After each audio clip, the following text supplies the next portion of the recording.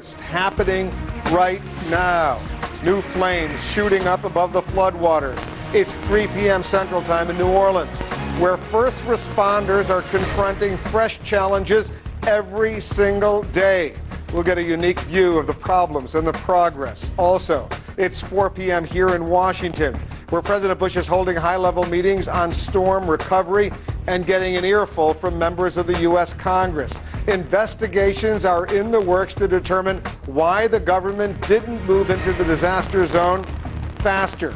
And we're hearing Mr. Bush is preparing, as we just heard from Allie, to ask for many, many more billions of dollars in federal aid. And a tribute to the U.S. Chief Justice, colleagues and admirers paying last respects to William Rehnquist, including the man tapped to follow in his footsteps. I'm Will Flitzer, you're in the Situation Room.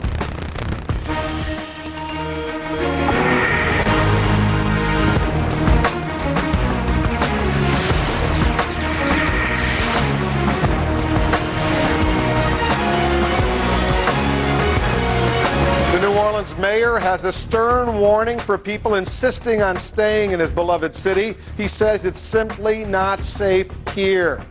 Mayor Ray Nagin says there's an unhealthy mix of toxic waste in the water and dead bodies and mosquitoes and gas. The source in the mayor's office is telling CNN the floodwaters are now contaminated with E. coli bacteria. City officials deny reports they're preventing delivery of water to residents refusing to evacuate. Another danger, raging fires, including one in the New Orleans historic Garden District. National Guard troops cordoned off the area as helicopters dropped water on the blaze. Significant progress reported in the draining of New Orleans floodwaters. Mayor Nagin estimates about 60% of the city now is still underwater, but that's down from 80% only within the past few days. He predicts it will take 3 weeks to remove all the water. Others think it could take longer. Across the region, the mission remains critical right now. Let's take a look and see what's going on. In Texas, U.S. Customs and Border officials are delivering 100,000 pieces of clothing they seized to hurricane victims. A plan is underway to move about 4,000 evacuees onto cruise ships has been postponed because many people housed in the Astrodome complex apparently don't want to leave. Over in Mississippi, at least 100 looting suspects have been arrested. They could face up to 15 years in prison and a fine of $10,000. Up to 5,500 Navy and Marine personnel are on the ground on the beach in Biloxi, helping with the recovery efforts. Over in Alabama, more than 2,000 people are still without power. Electricity is down, but that's down from a high of 800,000 after Katrina hit. Good progress being made in Alabama on that front. And this note, one of NASCAR's best-known race tracks, the Talladega Super Speedway, has donated $100,000 to help hurricane victims. Let's go to New Orleans right away. People are still struggling with every new challenge. They're bracing for new horrors that they may find once the floodwaters recede. CNN senior international correspondent Nick Robertson is joining us once again with more. Nick? Well, Wolf, let me update you from when we talked an hour ago. There is a new fire starting out just over my shoulder here, a little bit east of us. You see a fireboat here. You see some fire trucks hooked up to it. Just further along past the warehouses there, just beyond the fireboat, we can see smoldering. Now, this is where a fire was put out on Sunday, but we now see smoke coming from this particular warehouse. The fireboat, it seems, is passing water from the river, from the Mississippi, into the fire truck so they can go tackle it. We just saw a fire truck head off in that direction. But if we look across the skyline a little bit, going eastwards along the Mississippi further, the fire that we were looking at before, quite literally in the last couple of minutes while I've been standing here, that fire has been put out and the helicopters that were dumping those buckets of water on that fire have now filled up their buckets literally in the last 2 minutes and flown into the city. We can't see from here in which direction they're heading, but it does seem they've been able to put out that fire. And if we pan around again, you can see again, if we look down the river, back westwards, back towards that Garden District of New Orleans you were talking about, where the fire was this morning with the National Guardsmen patrolling it. I was there, I saw that fire. You see the USS Ujima there with helicopters on deck. That is here in support of the some 300 helicopters that are operating in the post-Katrina environment, many of them flying over this city, still performing rescue missions. We heard there that the water is receding, beginning to recede. I was out with National Guardsmen in the Garden District of New Orleans a little earlier. They told me that they're now facing a new problem, that as the waters recede from that area, as they pull back slowly, they are seeing groups of looters. And this morning I saw them chasing a group of 7 looters. They said the looters are taking advantage that new houses are becoming sort of available or easier for the looters to get into, if you will, as the floodwaters pull back and the looters are moving in. And of course, this just one of the problems that faces the security here, the National Guard, the police that are all involved trying to round up the looters. But one of the biggest concerns is the health impact of people still living in the floodwater and the looters going in just as the floodwaters recede, because the mayor's office has now said that E. coli bacteria is present in the water. That could have come from contaminated sewage, but it presents the very serious possibility of serious illness, possibly breaking out on a potentially very large scale for all those thousands of people that both the mayor's office and the police have said are still living in the city, possibly even those people facing death from contamination with the E. coli bacteria, Wolf. Do you see any evidence, Nick, that public health officials are doing anything to provide antidotes or shots or pills or anything to deal with this the potential threat of disease? Well, certainly health facilities are opening up, and we're expecting the USNS Comfort, a hospital ship, to arrive here, come down the Mississippi sometime in the very near future, one of 5 vessels that's expected. But medical facilities do exist here in New Orleans to help people who may have been contaminated. It's not clear if they are able to cope with the potential that several thousands of people could become sick from contamination with the E. coli bacteria. But there are medical facilities here, but the rescue and recovery operations are still stretched to a limit, still stretched trying to pluck people from buildings, never mind go out and find those people who are not only stuck on buildings but have no communications and who may fall ill, Wolf. E. coli, one of several diseases that officials have been deeply worried about, and one of those fears erupting right now. Thank you, Nick. We're going to get back to you shortly. Southeast of New Orleans is the low-lying parish of St. Bernard. Waters still run deep after Katrina virtually sent the entire parish underwater. Our national correspondent, Gary Tuckman, is joining us now live from the New Orleans airport. You were just there, Gary. What was it like? Well, Wolf, it may be the first news media visit to St. Bernard Parish since the hurricane, and it is utter devastation. Everyone who was there either got out or who is dead. And I say everyone in this sense, almost everyone, because there are still some rescues taking place. We have some pictures to show you. Helicopters fly overhead looking for people who are still there, and while we were there, they found a woman, her neighbor, and her dog who have been inside her house for the last 8 days since the hurricane came. Her name is Veronica Pedot. Veronica has severe arthritis, and for the first few days she thought she would ride it out.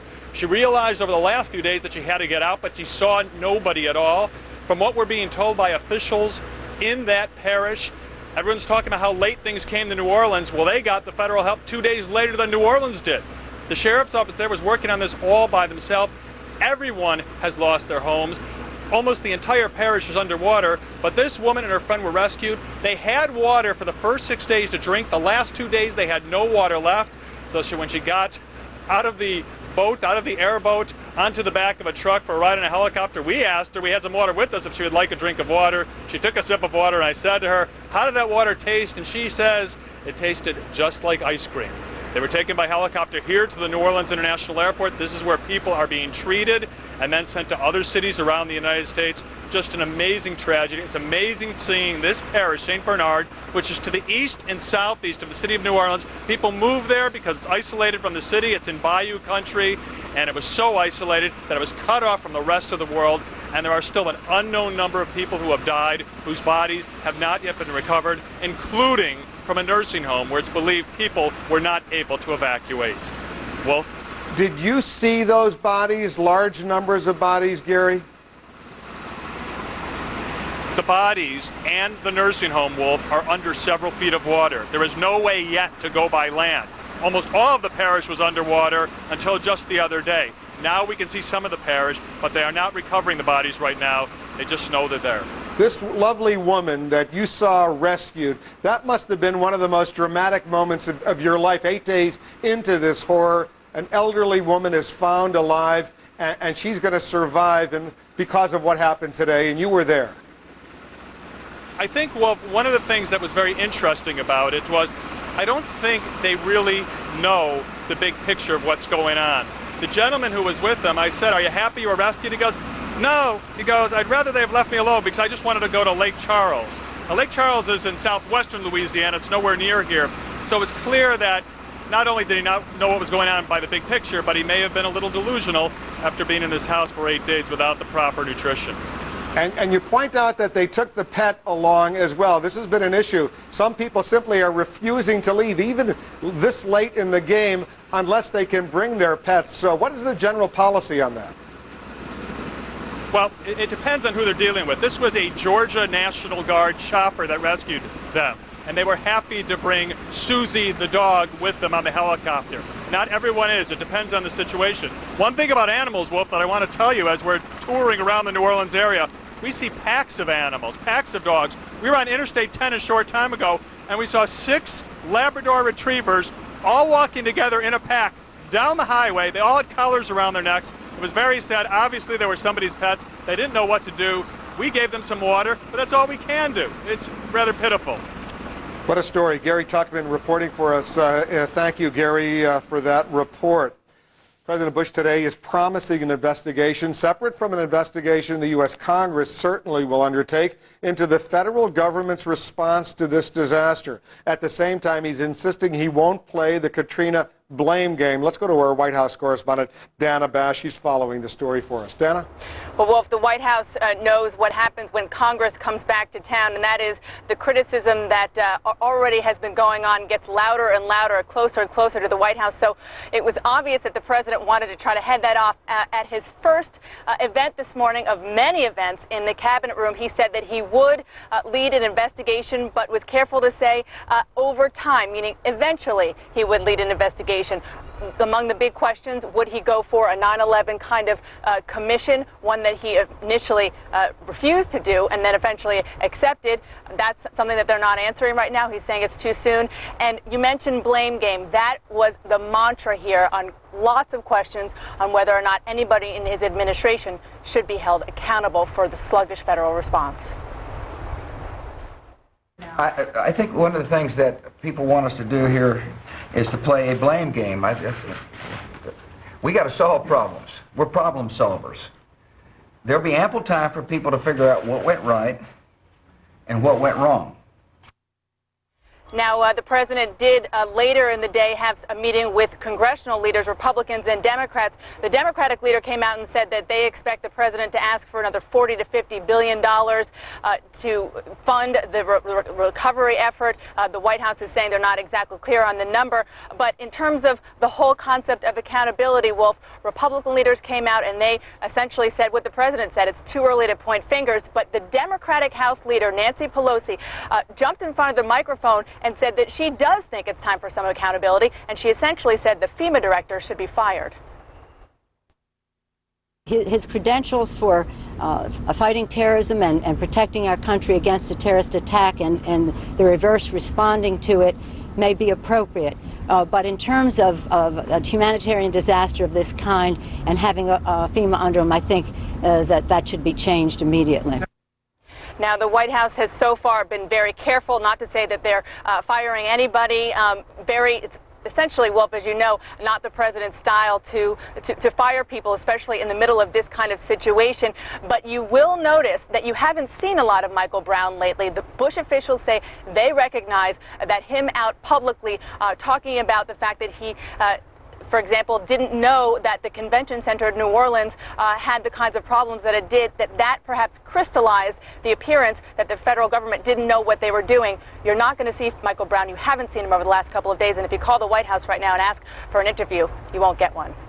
We have, Dana, and we haven't gotten it. Thanks very much, Dana Bash, reporting for us from the White House. Let's go to Jack Cafferty in New York. He's got another question on his mind. Jack? Right, what are they talking about blame game? There are thousands of people dead because government officials failed to do what they're supposed to be doing. That's criminal behavior. I mean, there's no game. There are people dead in the city of New Orleans and up and down the Gulf Coast because people charged with seeing to their welfare failed to do that. I don't understand this reluctance to say, Mr. Brown, you failed in your assignment. You're out of here. Go away. Go back to Colorado and go back to work for the Arabian Horse Association that we got you from. That's where he came from, by the way. Anyway, we'll get to that later in the program. And in 100 years, New Orleans may no longer exist. Now, government officials and experts have been saying that for years, long before Katrina came ashore a week ago. One expert asks in today's Washington Post if we should rebuild New Orleans at all, 10 feet below sea level, just so it can one day be wiped out again. A geophysicist by the name of Klaus Jacob suggests we need to look at the geology of the region before we consider rebuilding at the price tags they're talking about. He says the city of New Orleans will keep sinking and global sea levels will continue to rise because of global warming and the melting of the polar ice cap. So the question this hour is this: should New Orleans be rebuilt? And if so, should it be rebuilt, I guess, in the same location where it is? The French Quarter, they're saying, is it looks like it's going to come through this all right. But, gosh, I don't know. The rest of that area seems so vulnerable. And who's to say we don't get another one of these Category 5 jobs in a year or two, Wolf? They shouldn't rebuild it unless they fix the levee system and make sure this could never happen again. That will require some cash. But you know what? This country is a rich country. We have a lot of cash. Jack, we're going to check back and see what our viewers think about this as well. Thanks very much. Coming up, the president on hurricane damage control in Washington. What's his next move? Faced with more second guessing and deep anger at his administration. Plus, the president's mother speaks out about evacuees in Texas and gives fuel to those questioning her son's response to the disaster. And later, the U.S. Supreme Court in mourning and in transition. The Chief Justice is remembered and his possible replacement gets ready for what's next. You're in the Situation Room.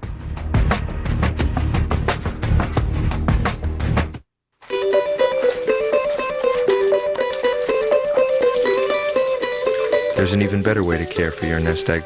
Objective financial advice. A.G. Edwards, for 118 years, fully invested in our clients.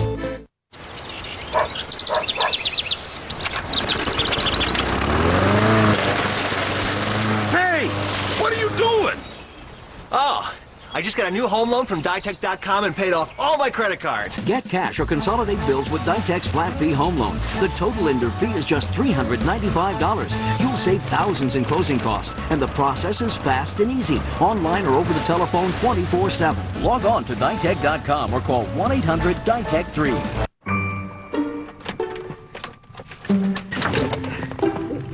We don't want to catch cold.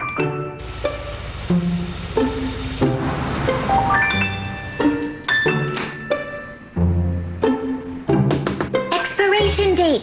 If only someone was always looking out for us. Fortunately, Walgreens lets you keep a current record of all prescriptions, over-the-counter medications, and vitamins, so your pharmacist can warn of potential harmful interactions.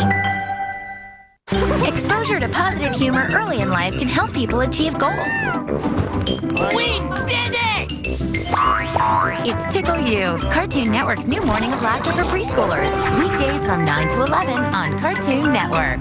Soledad O'Brien and Miles O'Brien every morning on CNN's American Morning, where real news makes the difference. CNN Tomorrow starts 7 a.m. Eastern. Let Empire Glass replace your cracked windshield, and we'll give you 24 free dinners to Sherry's Restaurants, where you'll enjoy great food and delicious pies all day, every day. And we offer free mobile service to your home or office. So for the highest quality windshields and 24 free dinners to Sherry's, call Empire Glass today at 503-251-9881. And remember, when you think glass, think Empire. The dish was on the back part of the roof. Every time the wind blew, the picture went out. The branches blew right into the signal. We called the dish guy, and he told us that we needed some trees and branches pruned back, and it was going to cost us $400. We started pruning tree branches. You have to cut down a tree to watch TV. There it is, my tree of shame. And to make a long story short, it still doesn't work. I called Comcast, and I got my digital cable. I'm done with the dish. CNN Primetime. Paula's on now, tonight, 8 Eastern.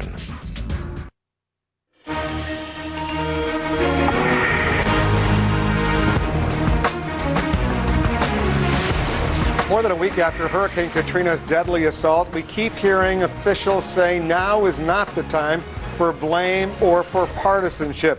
But there's real anger in this country that help did not get to the region faster. And with that comes the finger pointing and demands for answers. Our congressional correspondent Ed Henry and our senior political analyst Bill Schneider are standing by. First to you with more. Ed? Wolf, the bottom line is that after the 9/11 disaster, we saw lawmakers in both parties standing shoulder to shoulder on the Capitol steps singing God Bless America. But as you heard a moment ago, a much different scene at the White House this afternoon after congressional leaders of both parties met with President Bush. They came out and were basically trading charges about who dropped the ball, who's pointing fingers right now. And the bottom line is that Republicans here on the Hill privately feel that Democrats have been beating up on FEMA solely to score political points against this White House. That's a charge that Democrats up here flatly reject. But earlier on Capitol Hill, House Majority Leader Tom DeLay, in fact, tried to spread the blame a little bit here and say the congressional review should focus not just on the federal government, but the local and state government. But Democratic Senator Patrick Leahy grew angry and emotional as he directed his blame at federal agencies. What drives me up a wall, and when you look at what is happening at the Superdome, they couldn't get water in. They couldn't get doctors in. They couldn't get support in. Where, in God's name, were the people who were supposed to get water, support? People were dying there. They were losing hope there. And it just, I find it extraordinary.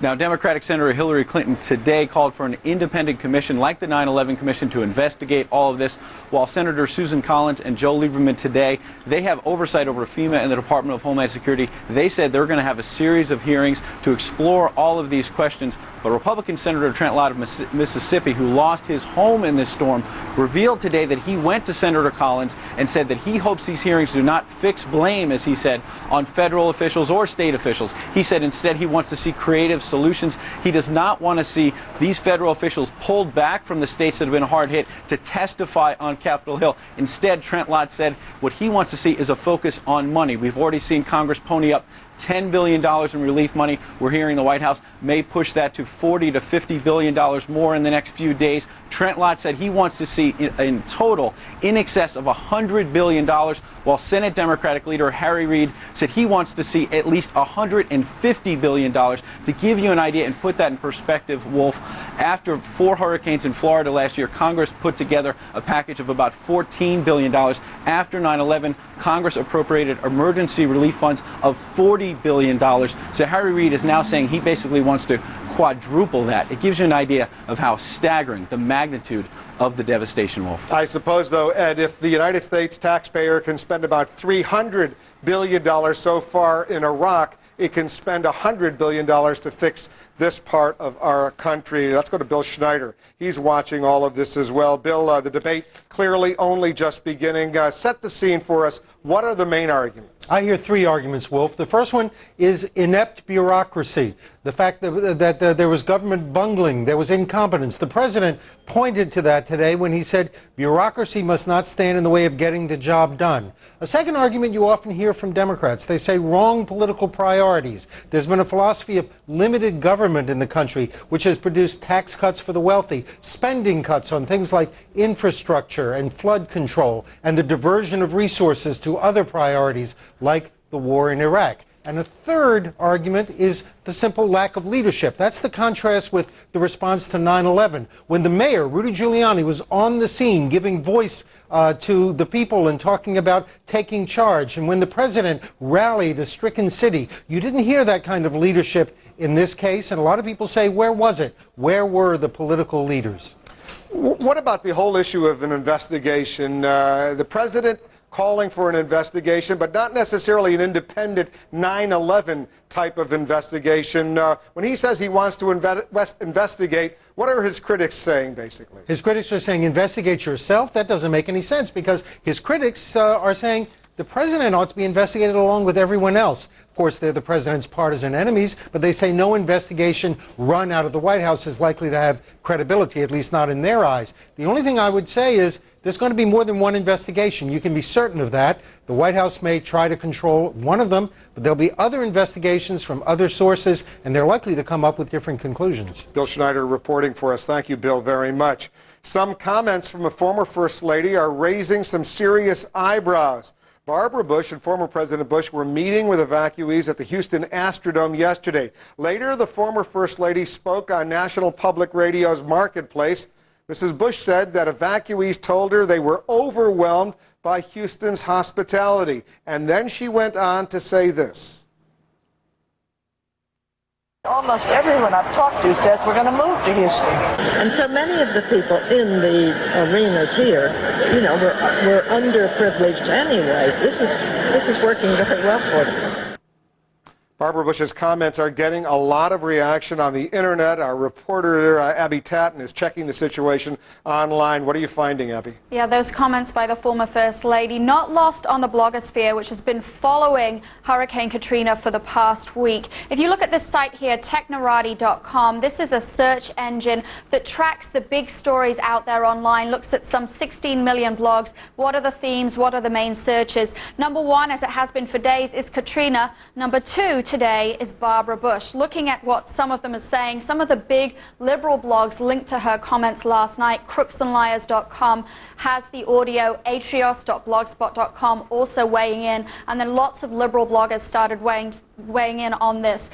The overwhelming reaction, this is utterly insensitive, and one comment we're seeing over and over again, Barbara Bush was doing her best impression of Marie Antoinette. But it's not all politics out there, it's not all outrage. People are also acting online. What we've seen over the last week is the blogosphere really coming together, left and right, to raise money. TruthLaidBare.com got together some 1,800 bloggers to fundraise. They did a drive over the weekend that ended yesterday that raised over $1 million. Some bloggers like Skippy here at xenergy.blogspot.com was weighing in on Barbara Bush, but at the same time urging all his readers to donate as much money as possible. A personal drive there raising $10,000. Someone like Instapundit.com with many, many more readers, 319,000. So action as well as commentary wolf in the blogosphere. And we should point out, Abby, we checked with a spokesperson for Barbara Bush to see if she wanted to clarify her remarks, and they decided to say no, their remarks will stand alone, at least for now. Coming up, a very, very personal rescue story from one of our own CNN family members. You heard Donna Brazil yesterday tell us about her missing sister. She's going to join us in a few minutes to tell us what has happened since her interview on this program here in the Situation Room yesterday. Coming up also, as the Capitol says goodbye to the late Chief Justice, there are new developments in the fight over his successor. We'll update you on that. I hadn't looked in the bag in a long time. Decades. I'm State Farm Agent Ken Heiner, and this is a true story. We count on Ken for car insurance. I told him we could also help with their financial needs. He asked for it. My office put in some long days. And nights. She's a bit of a pack rat. He gave us a lot of options. Life insurance, mutual funds, loans. They put it all in a neat little folder. And she put it back in her paper bag. Talk to your State Farm agent about your financial future today. Like a good neighbor. State Farm is there.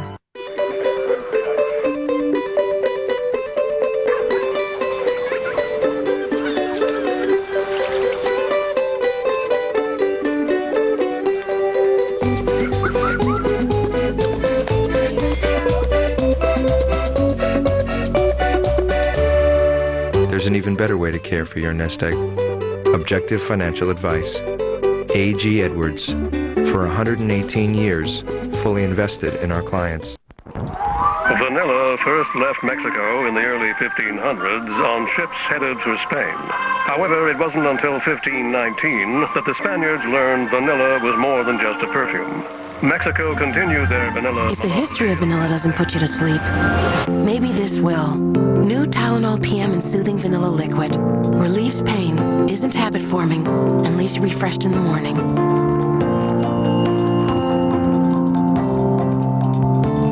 During Dell's Labor Day sale, get great deals with up to 1/3 off select Dell systems. And this Dimension desktop with an Intel Celeron processor is yours for only $299.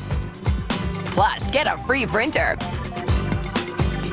Notebooks start at $549. And get up to 1/3 off select Dell systems.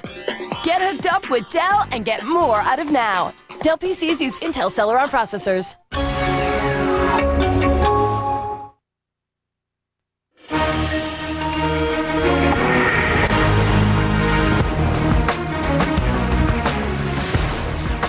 Here in Washington, a public show of grief today for the late Chief Justice William Rehnquist, and a new start date has been set for confirmation hearings for Rehnquist's would-be successor, John Roberts. Let's get the latest from our congressional correspondent, Joe Johns. What happened today, Joe? Hi, well, first out here in front of the Supreme Court, I just wanted to give you an idea of the number of people, the line that's waiting out here to file past the casket of the Chief Justice. It's been a steady stream all day, just plain folks coming to walk through the Great Hall of the Supreme Court. There have also been a number of dignitaries, Wolf, including the President of the United States himself, along with Laura Bush, escorted by Justice Antonin Scalia, Associate Justice, of course, of the Supreme Court.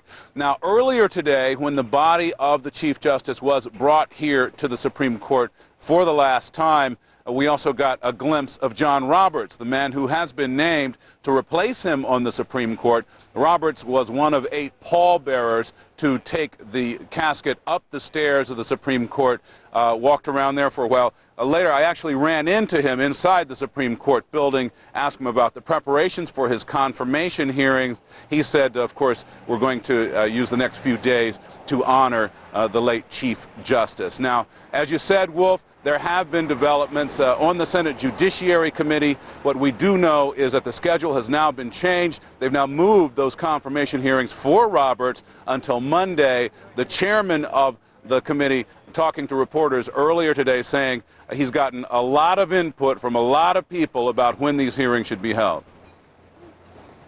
There had been a great many requests to postpone the hearings for some period of time. The mayor of New Orleans weighed in on the subject with a telephone call over the weekend. He's the head of the Legal Cities, and Wade Henderson, executive director of the Leadership Council, was looking for a postponement.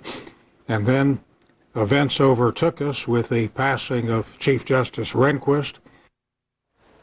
The funeral for the Chief Justice is scheduled tomorrow here in Washington at St. Matthew's Church. That's a Catholic church, of course. The Chief Justice was Lutheran, but they have arranged for it to be held there at the Catholic Church. We are expecting the President and the Vice President both to attend. Wolf? All right, Joe Johns reporting from the Supreme Court. Thank you, Joe, very much. Up next, more on what has happened over these remarkable 8 days. The urgent hurricane recovery efforts. We'll get an extraordinary view from the sky, a unique perspective of aerial efforts to fight those raging fires in New Orleans and beyond. We'll speak live with helicopter photographer, reporter JT Alpa.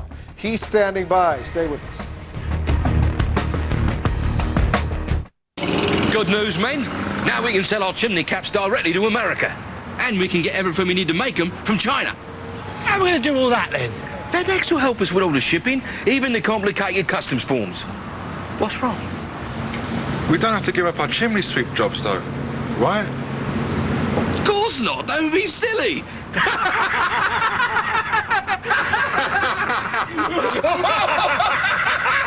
FedEx, helping take your small business to the world. Hey, let's check on the crowds at the Ace Hardware sale. Neil. Yeah, Neil said he'd be right back. He's buying stuff. The Ace Helpful Hardware Day sale. Great deals like $10 off 2 gallons of Ace Royal Paint and a 3-pack of Ace Paint Rollers. Free after rebate. Sale starts Friday at Ace. How do you help protect a country as vast as America? One answer: adapting proven command and control systems that will help to coordinate federal, state, and local governments while safeguarding privacy and commerce. Information sharing, turning data into knowledge and knowledge into action. Lockheed Martin. We never forget who we're working for. Smart Balance Buttery Spread cooks, spreads, and tastes like real butter without the cholesterol and high saturated fat. And Smart Balance just received another Best Taste Award. So for real butter taste and the right balance, enjoy Smart Balance. Ditech.com can save you thousands of dollars in closing costs. With our previous refinances, we ended up paying a lot in closing costs. This time, we went to Ditech, and it was only $395. Log on or call 1-800-DITECH-3.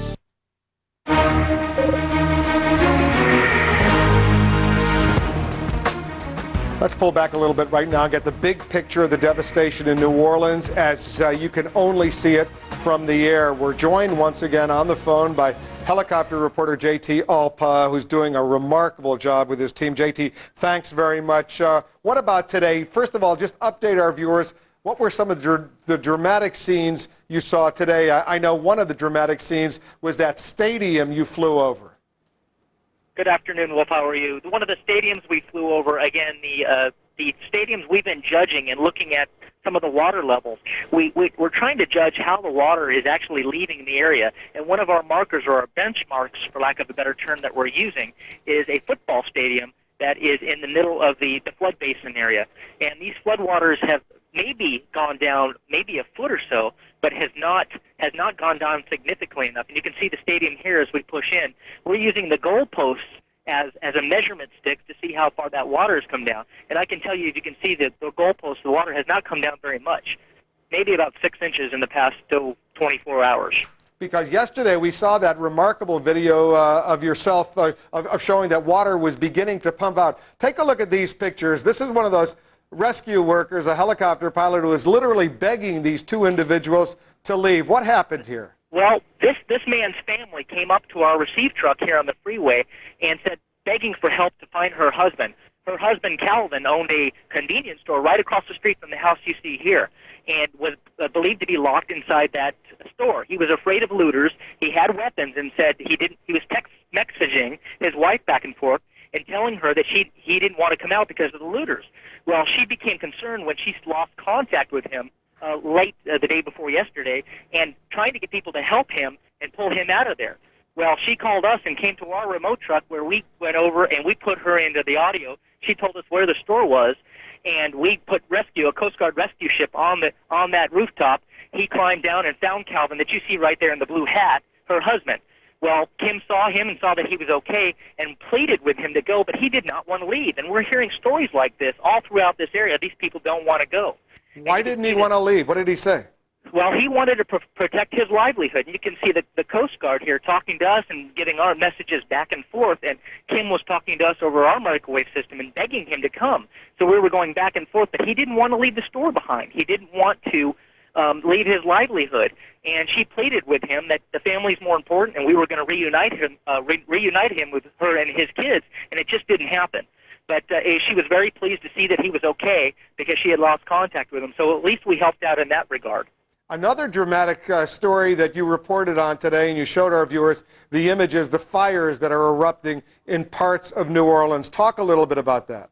Well, you can see right here, this was about a 2-block area just south of the downtown area.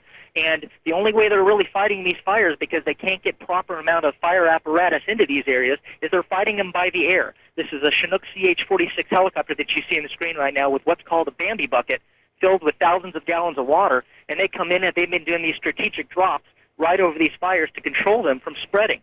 And they cannot get apparatus in there. They can't get those fire trucks. You see one fire truck there, but not enough personnel can get in to fight these fires to stop them from spreading, so they're battling them from the air. So we have a few fires around the city. It's not widespread, but they are popping up here and there. What about the whole issue? There was one dramatic scene. I saw a tree that literally split a house almost in half. I want to get that video and show our viewers. Yeah, take a look at that. This has been, I take it, on the scene since the hurricane came ashore. Right. This is an area just north of Lake Pontchartrain in the area between Mandeville and Bogalusa. I believe that's Bogalusa. And it was a very large tree, about a 200-foot tree that snapped and actually sliced this house nearly in half, almost like a piece of bread. It was a very clean break, as you can see, and I'm just hoping that no one was in that house when that happened, but a very dramatic-looking, we haven't seen anything like this type of damage. As you see, as I tilt up and I pushed into the clean break off this tree was just enormous, just taking this house right apart. One final thought before I let you get up in the air. I know you're going to be up in the air in the next few minutes, and we'll be showing our viewers live pictures that you'll be bringing us from this chopper. Do you visibly see evidence of progress over these past 8 days? Well, the biggest progress that we've seen, Wolf, is that levee break in the 17th Street Canal levee is finally shored up, and they've got very large pipes that are sucking the water out of the basin area, the area below sea level, and throwing that water back into Lake Pontchartrain. They're making some headway there, and we think we're starting to see some of the waters, although slightly, it's a good sign that some of the waters towards the southeastern area are starting to come down. So it may look like they're starting to get a lot of this water pumped out, but it's still going to be a very, very long time before this water is all gone. All right, JT, I'll get back up in the air. Our viewers are anxious to see your live video, and we'll be showing a lot of it during the next hour here on CNN. Thanks very much for coming into the Situation Room. Good luck. Many families have been watching CNN for any sight or word from their displaced loved ones. Coming up, we'll find out how one of our own CNN contributors was able to find her family after appearing right here in the Situation Room 24 hours ago. We'll have the happy ending to Donna Brazil's amazing story. That's coming up next in the Situation Room. It's time for the lending industry to change. That's why eLoan has consultants who don't make money based on the rate of the loan and has no lender fees. Those are some of the revolutionary ways we're changing the lending industry. eLoan. Radically simple.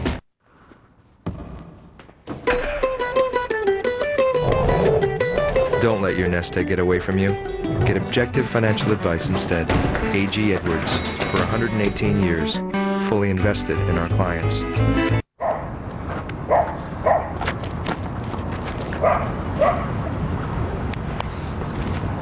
Who says you were out of shape? Go deep.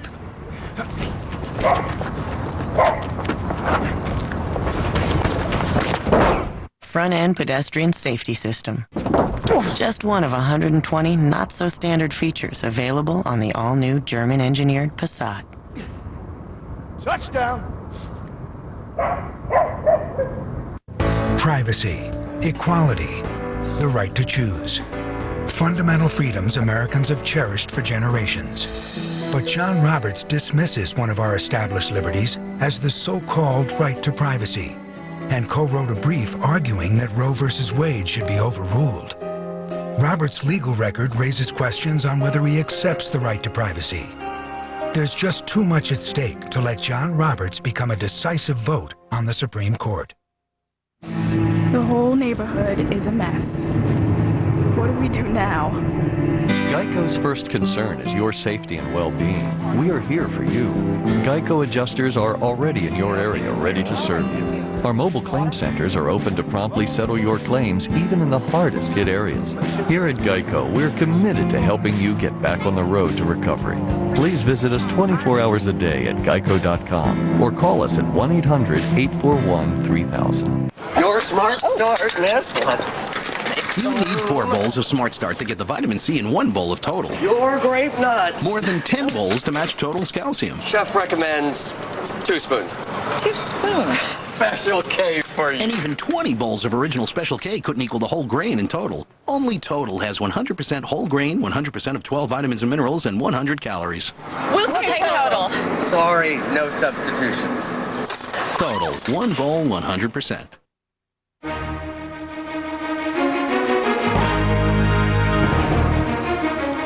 We've all heard the desperate pleas going out from people who can't find loved ones who were in Hurricane Katrina's path.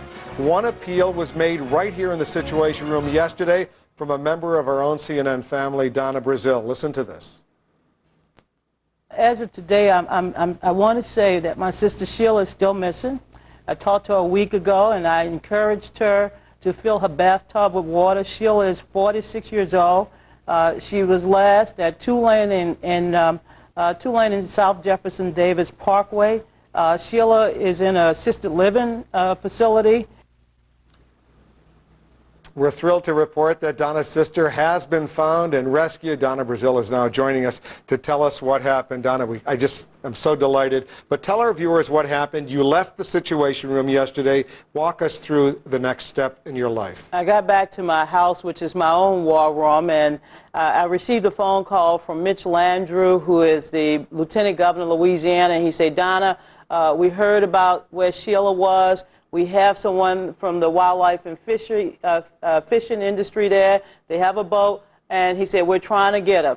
About 30 minutes later, I heard from the governor's office, and they told me that they saw my sister, they talked to her, but she wouldn't leave. Now, of course, at that point, my family became alarmed that, you know, given her state, that perhaps she needed some medication or something. I mean, this is a lot of trauma going on, as you know, and this is a hospice-type facility. My brother Chet, who's within a 30-mile radius, we contacted him, and early this morning, along with my cousin, who's a New Orleans police official and the Louisiana Wildlife and Fishery, Wolf, what amazed me, what my brother Chet told me, is that you cannot get downtown. The water is still pretty high. And so they went in on a boat, and when he saw Sheila, he didn't know what to expect, and Sheila screamed out, and she said, Chet, we got to go get Lionel, that's my father, and Ziola, that's my sister. She didn't know that they had been rescued 2 days before. And so she was standing there waiting for somebody to rescue not only her, but her other family, because that's the Brazil family motto, we stick together. Chet said, Lionel's fine, everyone else is okay, you're the only one, are you ready to go? And she said, I'm ready to go. And being in Brazil, she found 4 other people stuck in their apartments, and they all went together. Now, during the boat ride back to what they call the command center, I talked to her the whole time because they didn't want her and some of the other patients in the boat to see their bodies floating all around the Canal Street area, South Jefferson. We call it Mid-City. But she's with my brother. She's had a hot meal. She's had a hot shower. She's in great condition, and she will be reunited with my sisters and others tonight. So there were 4 people who survived a week of this hell, and including your sister, which we're thrilled. But there were other people, unfortunately, in that same building who didn't survive. That is correct, and there's still a couple of people there, she told me. My sister is very articulate. She knows what's going on, and she said she got to the roof when she would hear water, whenever they would drop water and rationing over the last 24 hours, and she went and she got in, she distributed to as many people as she could. She said she used the water to wash her dishes, wash herself up, but she said that they had run out of food. And so where is she exactly right now? She's physically en route to Baton Rouge. Baton Rouge is, you know, as a family person, I'm trying to relocate everyone temporarily, those that are not outside the state, to Baton Rouge, which is the capital where I went to school. And I have friends there and others that are helping me find apartments and temporary housing so that I can reunite my family this weekend. You actually went and bought a house in Baton Rouge. Yeah, well, I never thought I would be a proud homeowner in Baton Rouge. I love the state, but Kathleen Blanco, I guess I'm coming home this weekend, and yes, we go to closing pretty quick. I have 2 apartments still looking. Look, I want to help a lot of other people, like my sister today who went back and got 4 people, my brother who's been helping out. I want to go and help out the people. I'm collecting clothes and canned goods and food. They're my people. Louisianians, New Orleans, we stick together. The great news for your family and for these 4 other individuals whose lives were saved, because they probably could not have held out a whole lot longer where they were. But people are going to be watching you and saying, Donna Brazil, you know, she's part of the CNN family. She had an opportunity to come here into the Situation Room. But there are so many other people who don't have that opportunity. And we've been getting a lot of email like that. They're thrilled for you. But what do you say to these other people whose hearts are still in agony? You know, I say to them what I said to people from day one. The people at the Superdome are my people. The people at the Convention Center are my people. That could have been me. That's how I was raised. When I saw the people at Charity Hospital, that's where I was born. I have a moral obligation to speak out and to help other people. But Wolf, my sister is a special situation. She's my sister. I waited 1 week. And after what my father told me in terms of his own rescue, a 75-year-old man trying to help his family, a Korean veteran who said this was worse in Korea, I felt it was important yesterday to go and find my sister. You did exactly the right thing, and no one can begrudge you at all. Your one final word on your dad. How is he? He's been to the shopping center. The people of San Antonio are taking care of my dad. He's had several hot meals, and he told me that he's liking mariachi bands in San Antonio. They've taken him to buy some clothing, and he told me this morning that he finally had an opportunity to shave. Here's an idea. Think about this. You don't have to answer it if you want to. Every day, come into the Situation Room, tell us a story of someone who's still missing with a potential location. We'll put it on the air, and maybe we could save some more lives. Wolf, I am obligated to do that. And, you know, let me just say this. I've been in touch with FEMA, the governor's office, every federal official, every local official, and as people email me and they know how to reach me and reach CNN, I've been able to contact those officials, and we're looking for families all throughout the city of New Orleans. Donna, we're thrilled. Thank you. Thank you. All right, Sheila. Hey, boo. As we've been saying, New Orleans is one of America's most favored cities. Coming up, after Katrina wiped away people, property, and the promise of a quick recovery, should residents simply relocate or rebuild? You've sent us your thoughts. Jack Cafferty is going through your email. He's standing by to share some of your thoughts with us. You're in the Situation Room.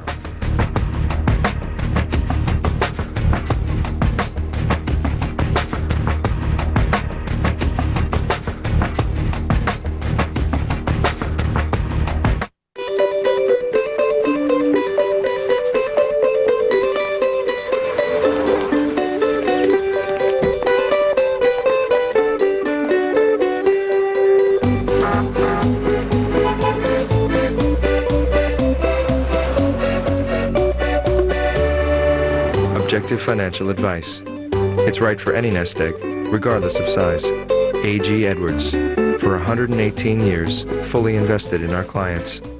Thinking of an MBA? Join us on the World MBA Tour, coming to a city near you. Register now at topmba.com. The drum of NASCAR is on TNT. Countdown to the chase, only on TNT. Loud, Pocono, Michigan, Bristol, Richmond. When it counts, it's on TNT. TNT. The race to the chase concludes Saturday night with the Chevy Rock and Roll 400 from Richmond on TNT. Brought to you by KFC. Race into KFC to feed your hungry crew. KFC, Chicken Capital USA. You're about to discover how the Z-Max power system can change your gas station into a Z-Max gas saving station every time you fill up. Now, you won't see any carnival acts or silly demonstrations like pouring sand and water into a running engine. Nothing, in fact, to insult your intelligence. My role is to prove to your satisfaction you should be using the Z-Max power system. I know what you're thinking. All the oil and gas additives that fill the auto parts store shelves seem to make gas-saving claims. But can that be true? Maybe you've never put additives into your car. You just don't believe that they work. After all, the car companies never recommend them. But Z-Max isn't an additive. It's a micro-lubricant, and that is what makes Z-Max totally different from any other product for your car. Why wouldn't you choose Z-Max? Pick it up today at your local parts store or log on to ZMax.com to find the Z-Max retail performance partner near you.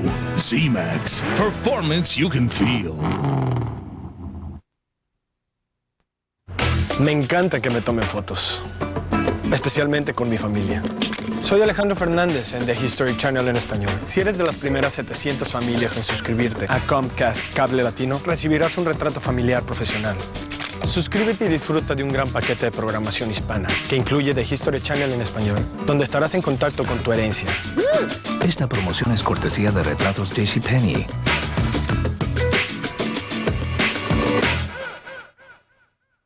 Your world today. CNN tomorrow, 12 noon Eastern.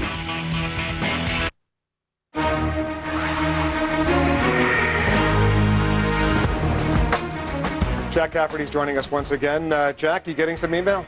We're getting a few, Wolf, one or two. Question this hour is this: should the city of New Orleans be rebuilt?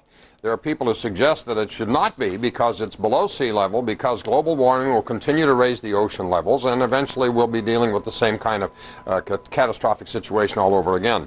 But not everybody thinks that. Here's some of what you've written. Dr. Vector in Chicago. New Orleans should be rebuilt as a historic landmark, but people should not be allowed to live there. Gary in Miami, Florida. I think New Orleans should be rebuilt and restored to its exact original grandeur. I had a reservation to go there on September 9th of this year, and obviously it was canceled. I'd like to see what I missed. Brigitte in Mansfield, Pennsylvania. How about restoring the French Quarter and housing tourists on cruise ships, letting them take trips to see that part of New Orleans, level the rest of the town, let it go back to being wetlands the way it was historically. John in Oswego, Illinois. Absolutely in the same place as a tribute to this 300-year-old jewel of a city. There's no other place like it on earth. The birthplace of jazz and soul music cannot be rebuilt anywhere else. And Franklin in Roseville, California writes this rather twisted missive. The geophysicists say it may not be advisable to rebuild New Orleans due to global warming. However, the Bush administration does not recognize global warming, so you have to rebuild the city.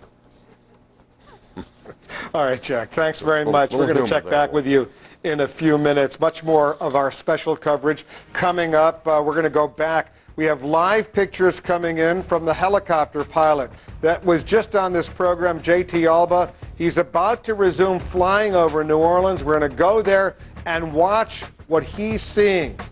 Much more of our coverage in the Situation Room right after this.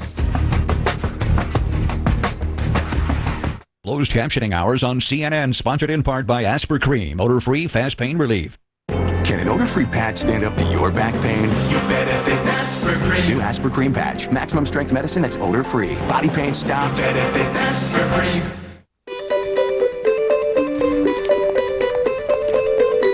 Objective financial advice. It's right for any nest egg, regardless of size. A.G. Edwards. For 118 years, fully invested in our clients.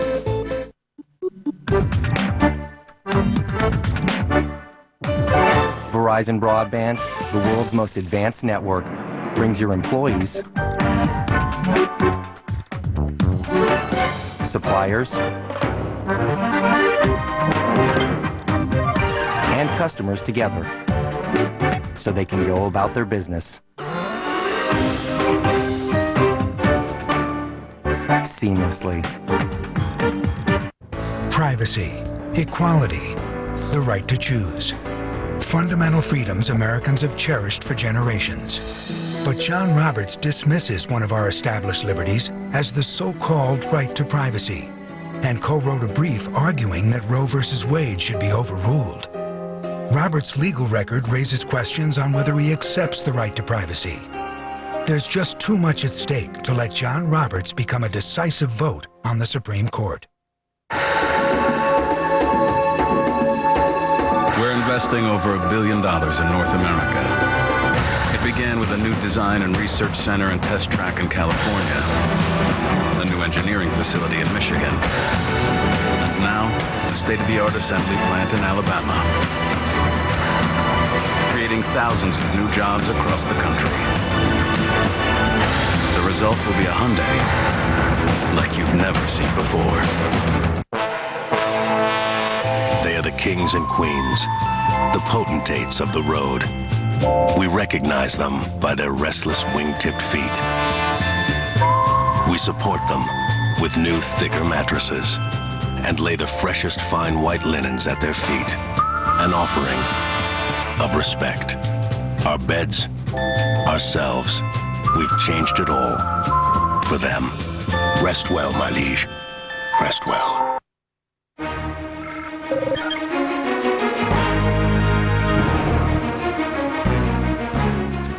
For evacuees needing help locating housing and donors ready to provide it, the Internet offers some answers. Our Internet reporter Jackie Schechner is standing by with the situation online. Jackie? Wolf, the generosity has been outstanding online. Just wanted to show you some of the many resources we have been finding in the past week or so. The first one, NOLA.com. We've told you about this site before. This is the website of the Times-Picayune newspaper. They've been doing excellent reporting, by the way, on what's going on in New Orleans. There's a message board with homes available. The numbers are outstanding.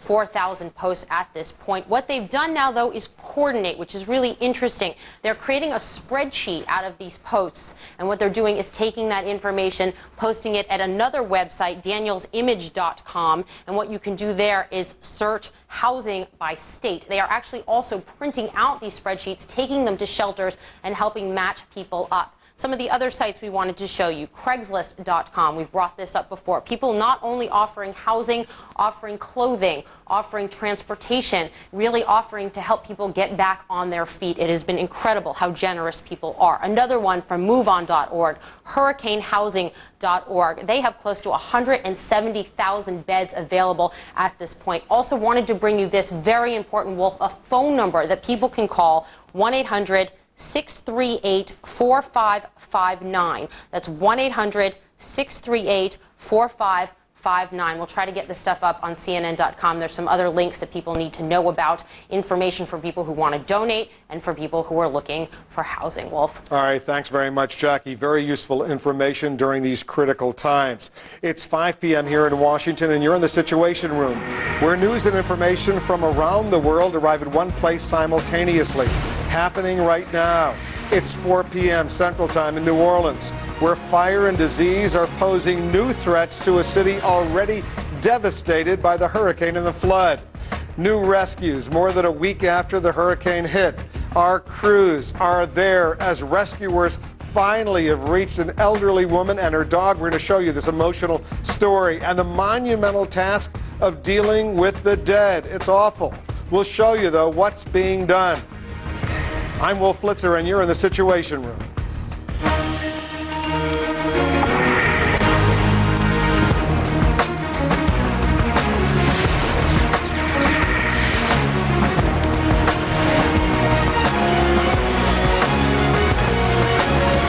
Along the Gulf Coast, the relief is now in full swing, but the mission is no less critical. Now, helping the most vulnerable among the victims, the children.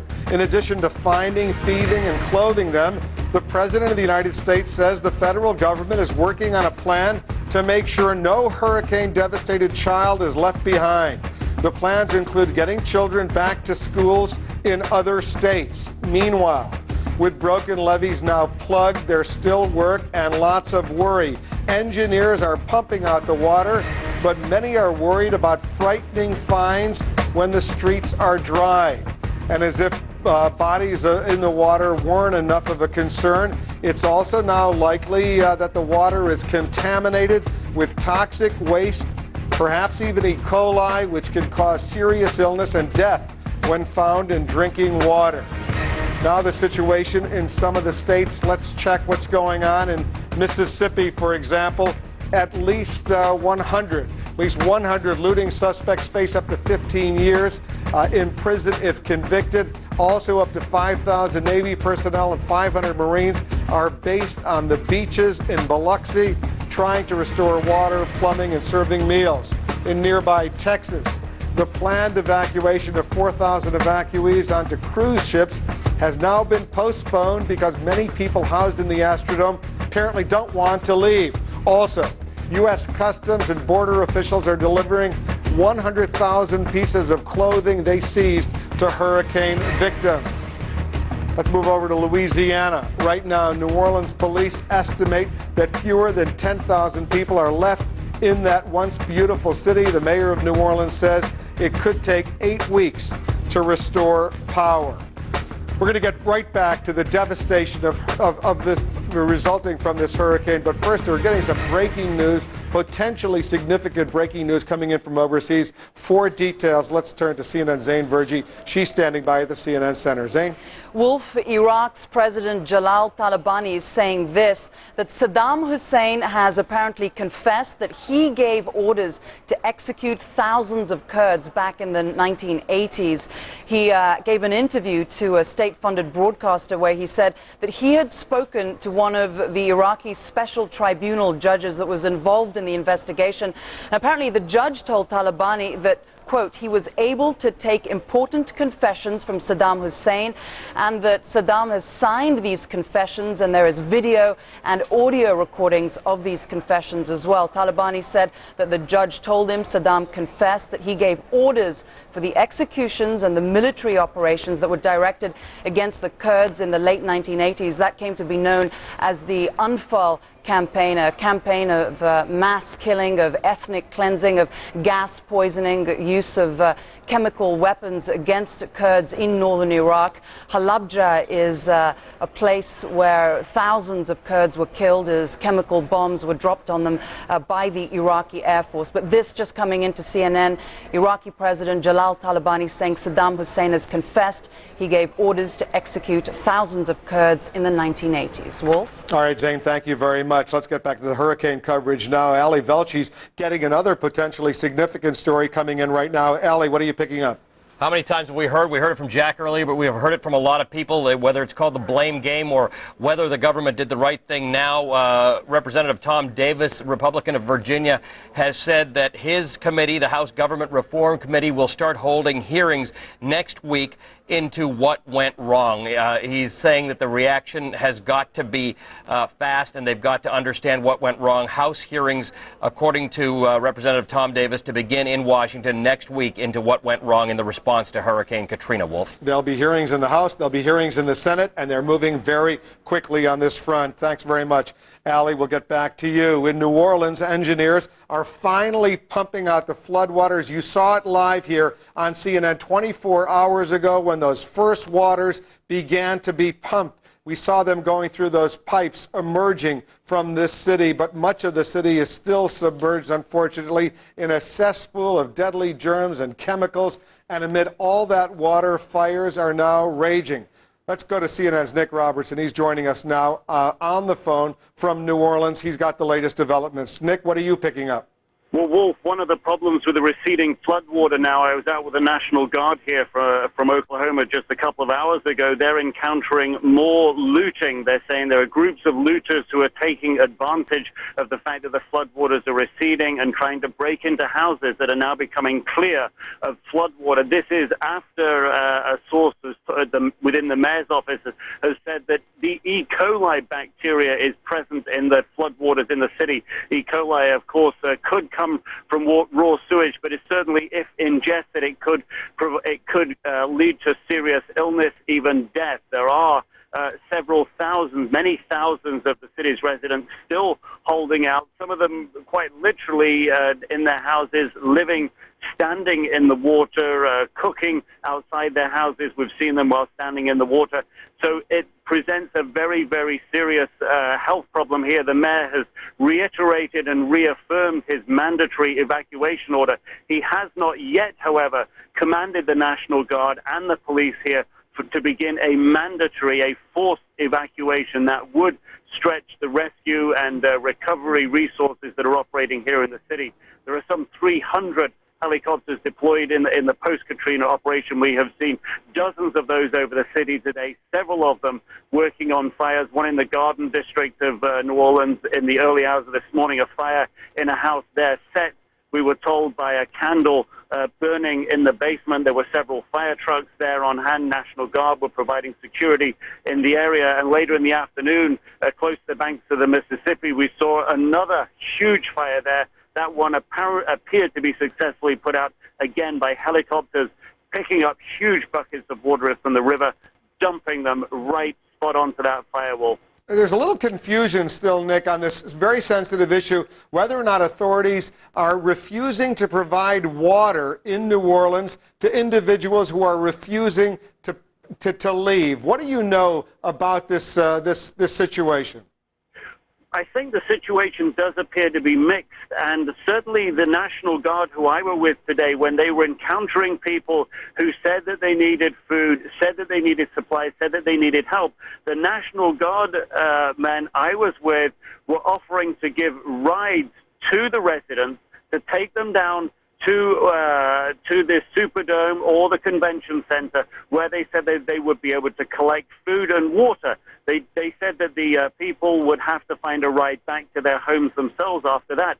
but it was very clear from the conversations I witnessed just a few hours ago that people were being told, residents here were being told, that they could still continue to get food and water. However, communications are not perfect here between the different security forces in operation here. The police are here, of course, DEA, FBI, many different agencies are here. The National Guard just part of that operation. And it is entirely possible that different groups are perhaps not all getting the same information at the same time. But the people I saw today were being told they could continue to get food, could continue to get water. We heard the police yesterday, however, saying that that was something that they couldn't conceive supporting in the long run, Wolf. About 10,000 people still in New Orleans, according to the mayor. Nick, we're going to get back to you. Thank you very much. Let's check in with CNN's Jack Cafferty once again in New York. He's got a new question for this hour. Jack? We're going to play a little game on the Cafferty file called Recognize the Resume. It's kind of like Name That Tune. From 1991 to 2001, he was the commissioner of the International Arabian Horse Association in Colorado. He was asked to resign from that job because, according to the group's president, quote, he didn't follow the instructions he was given, unquote. In 2001, he was called to Washington to work for FEMA as deputy counsel, general counsel, and deputy director. Last week, he was in charge of the agency that botched the federal response to Hurricane Katrina. Of course, we're talking about FEMA's director, Michael Brown. In the past week, there have been many critics of Mr. Brown, and rightfully so. Louisiana's largest paper, the Times-Picayune, has called for every FEMA official to be fired, especially the director. Brown's defenders say he's just being made a scapegoat. The question this hour is, should FEMA Director Michael Brown resign? Email us at caffertyfile@cnn.com. I'm sure we're going to get a lot of good email from our viewers on this. Jack, thanks very much. We're getting some live pictures now into CNN. I want to show our viewers what we're seeing. These are live pictures coming in from our helicopter pilot and reporter J.T. Alpa. He's headed towards St. Bernard Parish area, and he just got back up there. Let's listen in to J.T. Alpa. He was on this program in the past half hour, but he and his crew are back in the skies over New Orleans. Let's listen in.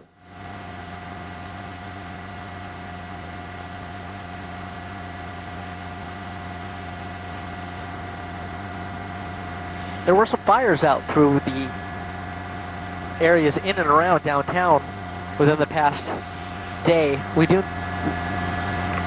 not see any of those fires burning at this particular time. Alan and Dave had just come back from a trip down the Mississippi River to view some of the damage up and down the small towns up and down the Mississippi River, the fishing towns, the towns that the refinery workers live in, and just complete devastation and destruction all the way up and down that river. We'll be feeding that tape directly after this live 1-hour feed.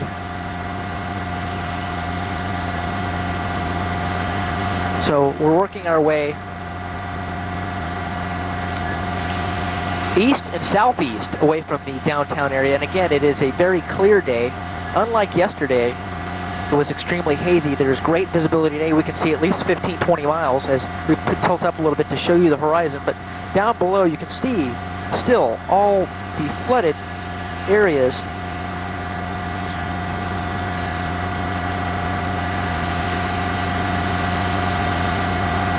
Out down below us, it's just the waters are just in the destruction and still so widespread, and it's just, we were hoping to see some changes by now, that the water would find some way to flow in and out of these areas, but it's just not happening.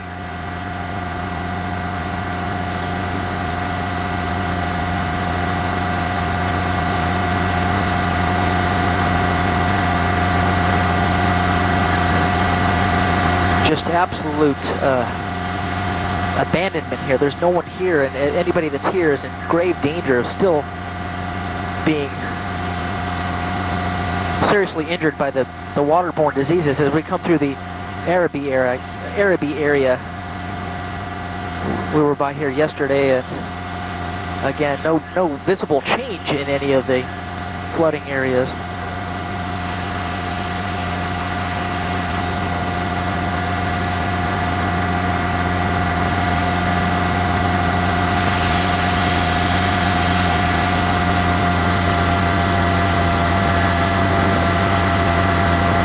can see these.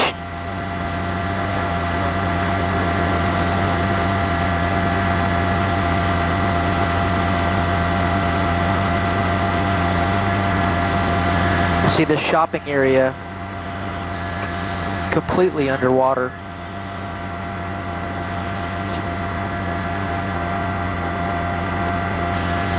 This is the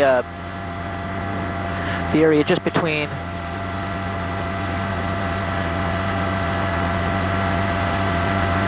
Araby and Chalmey. That is, you can see the Home Depot there, just surrounded by this rotting water. It is, again, just every time we go up, you think after a while you would start to get used to seeing this, but this is something that you can never get used to. It's just everywhere you look, just complete destruction. And again, we're moving our way through out of the Araby area, flying southeastbound towards the Chalmey area. We want to work our way out towards the St. Bernard Parish province that we've heard so much about. Time after time, we're hearing a lot of people out from this area asking about what's it look like out there. Can we get in there? And we just tell them, absolutely, there's no way to get here unless you have a boat or a helicopter. It's just absolutely destroyed and no access to it. Now, coming by the refinery here that you see in the lower part of your screen, that is on the eastern edge of Chalmey as we work our way towards the Moreau area. We are on the northwestern banks, the northeastern banks of the Mississippi River as it winds through the New Orleans area. We're seeing a little bit of, if you see the area right in front of us here, you're seeing a little bit of what looks to be like the water starting to recede out of the Moreau area, but still, it's got a long way to go. And that's happening from all these pumping stations that we showed you yesterday that are pumping these waters out of this area back into the wetlands just north of the Mississippi River, between the Mississippi River and Lake Pontchartrain.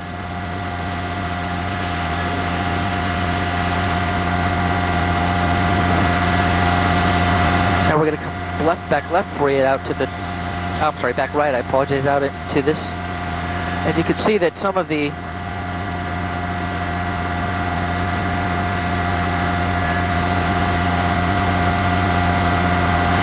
these areas, and you know what, Dave, we're going to slow down just a little bit, Alan, and we're going to tilt down, Dave, just to show you some of the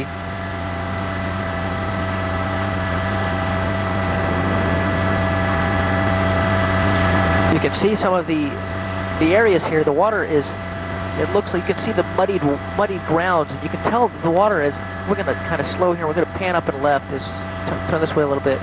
You can see as you tilt up and pan towards this area here that the water level is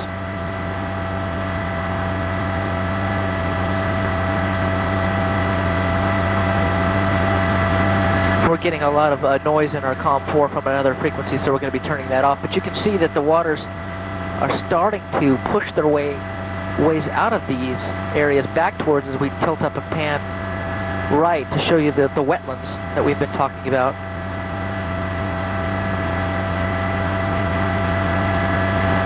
Now all these waters being pumped out by a couple pumping stations that we've seen here on this levee area, pumping it out into the wetlands that are out in front of our aircraft. We're flying on a northerly heading, as you can see, because we have better visibility today. We're going to tilt up and show you the background out to our 1 o'clock position. That's Lake Pontchartrain in the background. You can see the eastern shore of Lake Pontchartrain and the wetlands in the foreground. Trying to push this water from the south out of the areas of Chalmey and Moreau back out of the wetlands. We're now going to continue our journey towards the Parish St. Bernard area.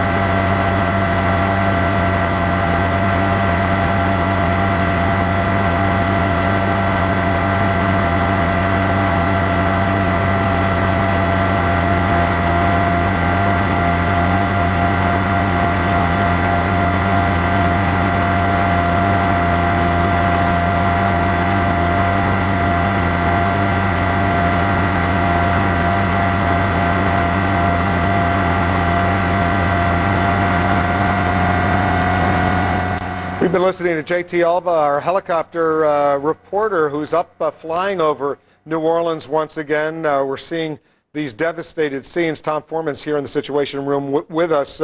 Where are all these locations that JT is talking about? Places he's talking about are generally south and southeast of New Orleans. I want to point out something we just saw a moment ago there. The river there, where you saw the ships on the river, important thing a lot of people don't know. The Coast Guard has actually opened parts of the river to commercial traffic already. There are ships carrying cargo back and forth to the middle of the country right now. Big news. Let's take a look at the map and see what we're talking about, though. When you talk about New Orleans, one of the things you'll often hear people say is the West Bank. I want to show you what the West Bank is. This part right in here is the part we've been talking about the most. Superdome, downtown, French Quarter, all of that. You see the river over here? If you pull back a little bit, all of this over here is called the West Bank, although it's to the south. Everybody calls it the West Bank. West Bank of the Mississippi River. Marrero, Gretna, Tarrytown, places like this. And if we sort of flatten the picture out here a little bit, I think you can get a sense of what I'm talking about. This is where you see the river, the lake is up there to the north like that. You come down this way to the town. There's the river. And now you're on the West Bank. This is the area that we've been looking at. And if I were to just fly down this way a little bit, this is where he is flying right now with these pictures. We're moving out into Chalmette, which he mentioned sort of on the fly. A lot of this is old New Orleans, but different than uptown old New Orleans. These are many families that have been there a long time, and quickly it gets into very working class neighborhoods and out into rural areas like right here. You see where the river bends all around? The river will wind all around this way for miles and miles and miles. Look at this, down south, further down.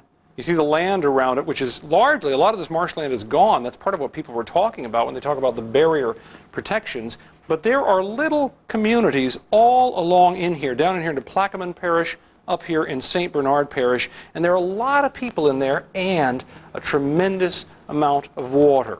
The people that I know in New Orleans, they keep looking at these images of the water being pumped out from New Orleans, and they're saying that that is the single most important thing in this story right now.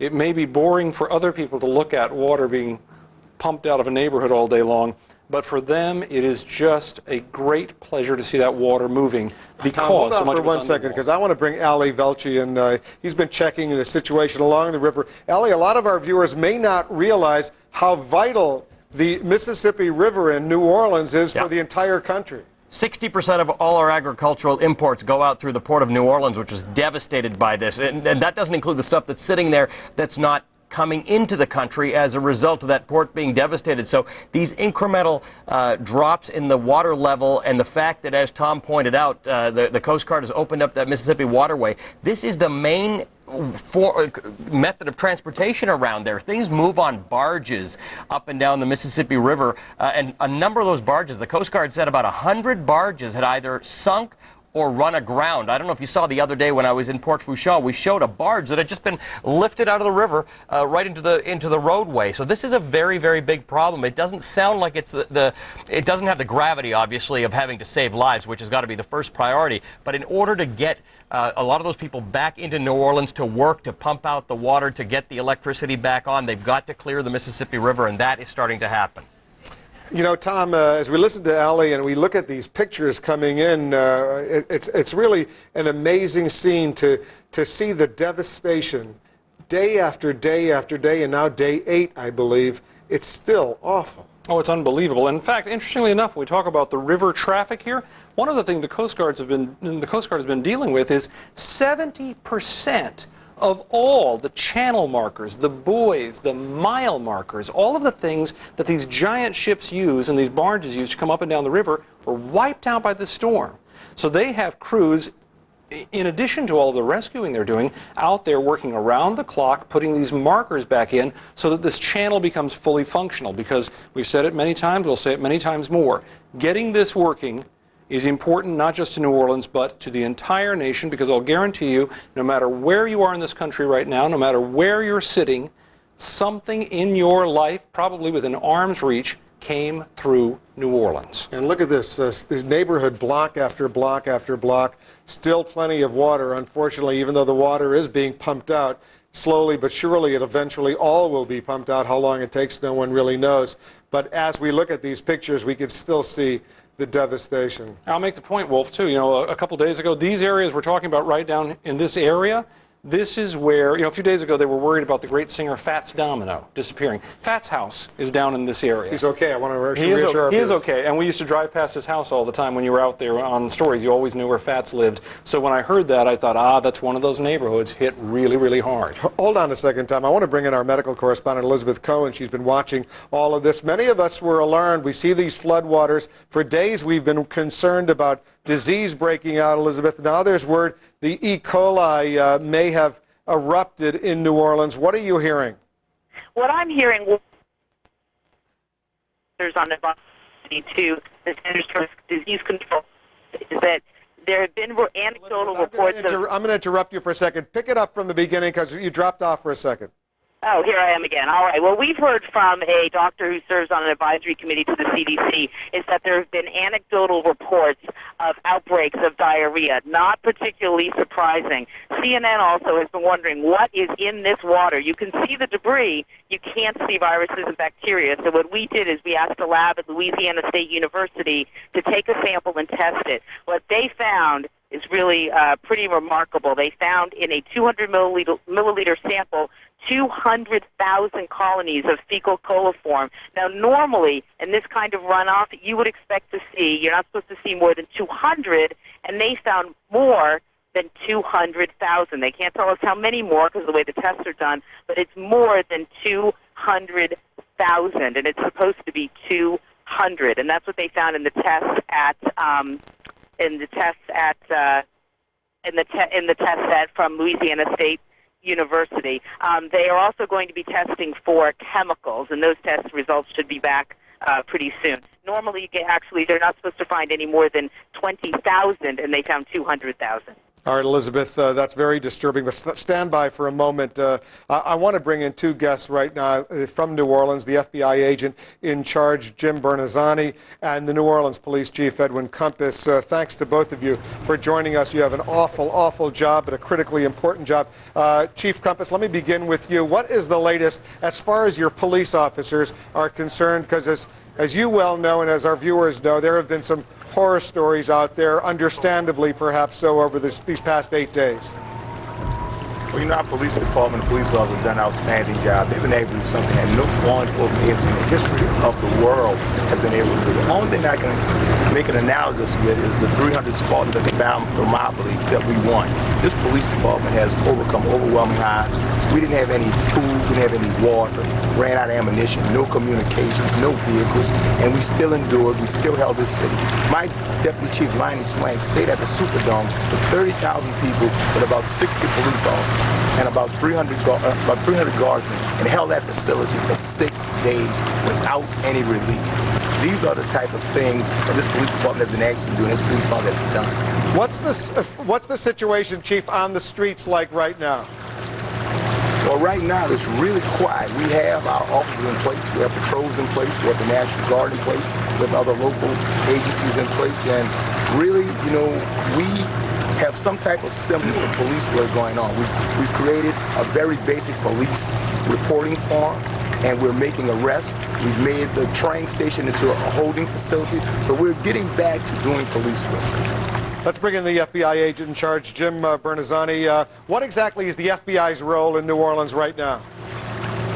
Well, the FBI is here committed to support the New Orleans Police Department and our law enforcement partners, whether it's the Louisiana State Police and those components of DOJ and Department of Homeland Security, in trying to bring this crime problem down to a point where we can rebuild this city. Initially, our initial response right after the hurricane, because the FBI did not leave, is that we had to secure critical assets within this city. Some of those assets support the infrastructure of the United States, and if they fell into wrong hands, they would have had a debilitating effect of segments of the country, most notably the southeast United States. We also responded to specific law enforcement requests for officers down or emergency responders receiving fire. And tactically, we would insert these teams, neutralize the threat, and move these individuals to safety. We have now reconstituted our gang task forces, working very closely with New Orleans PD. We are assessing intelligence, which will drive our operations, designed to identify those violent felons and get them off the streets. Did you succeed in securing what you describe as these critical infrastructure locations in New Orleans? In other words, has anything happened that could undermine the security, the national security of the United States? national security of the United States is our number one priority, and we succeeded 100%. Those critical assets are in safe hands, and they continue to operate.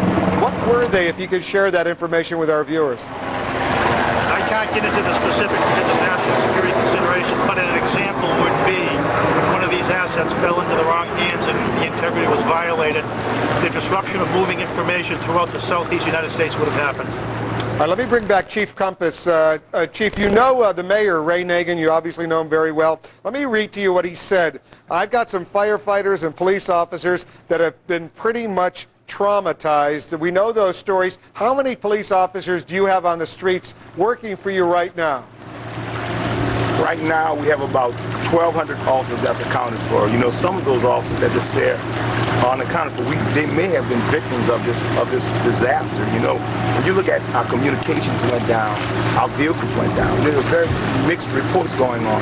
They say that 150 officers deserted. Those officers were trapped in 8 feet of water. Once we sent boats to get those officers, they realigned themselves with our main command posts and took over a section of the city. So you understand that because of the terrific results and magnitude of the destruction of this storm, we are going to have a very difficult time finding out exactly where some of our police officers are. Chief, hopefully, I was going to say, can you... they're not victims. Go ahead, but let me just follow up on a sensitive issue that I'm trying to get a specific answer on. What is the policy, your orders, as far as the police department is concerned, on providing water and food to individuals who are refusing to leave? Well, right now, we are trying to evacuate this city. You know, we're in a planning stage right now to do this in the most expeditious and efficient manner. We have a lot of resources that's coming in, a lot of manpower that's coming in. And right now, we want to utilize our manpower and resources to its optimum efficiency. So we are getting many individuals off the street and individuals that refuse to leave. And we are going to evacuate these individuals with or without their cooperation, because we're going to get this city safe. We're going to get these individuals evacuated, and then we're going to get about the business of getting the criminals out of our community. And there are about 10,000 of these people left in the city, according to the mayor. Is that about right? That could be about right. It could be as up to 10,000. And when you say you're physically going to remove them, are you going to lift them up and forcibly put them on boats or cars or vehicles and helicopters and get them out of the city? If that's necessary, we have the manpower to do it. We have the National Guard in here. We have local and state federal agencies in there. And if we have to do it, we're going to do it. We're going to do everything it takes to keep the city safe. These people don't understand that they're putting themselves in harm's way. If someone would try to do something at their residence, they really can't call us because the communication system is not where it should be right now. They can't ask for help. So we're trying to save them from themselves. Let me bring back the FBI agent in charge, Jim Bernazzani. Have you been based in New Orleans for some time? Have you been the FBI agent in charge of the New Orleans area, or have you just been brought in? I have been the special agent in charge since April 13th. Hold on one second, Jim. Hold on. The plane's flying over. I'll wait till it moves so we can hear you.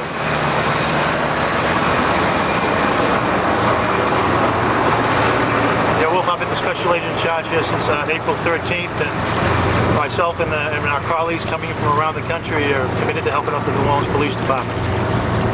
Well, good luck to both of you, and good luck to all the men and women who work with you. You're doing incredibly important work. Our heart goes out to you, and we wish you only the best during these critical moments. The FBI agent in charge, Jim Bernazzani, and Edwin Compass, the New Orleans Police Chief. Let's go back to J.T. Alpa. He's the helicopter reporter, the photographer, who's been sharing his thoughts as he flies over New Orleans. Figure out exactly what the devastation numbers are and throughout this area and start getting towards the task of getting these areas back to rebuilt. And God knows how long that's going to be. But again, just doing a tour out here between the banks of the Mississippi River and the marshlands and bayous of the parishes. We have Poydras, which is out here, and Violet, and Moreau, and all the small isolated communities.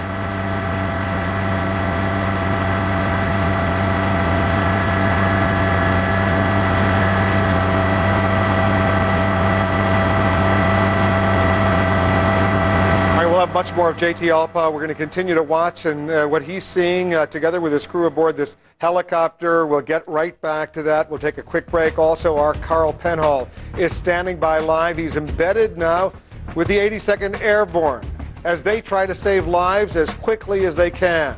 You're in the Situation Room.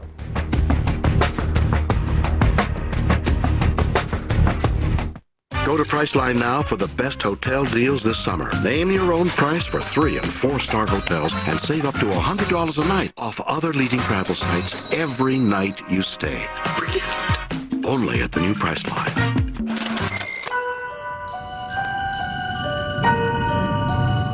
Last year, Norfolk Southern and its shipping partners took hundreds of thousands of freight loads off the highway.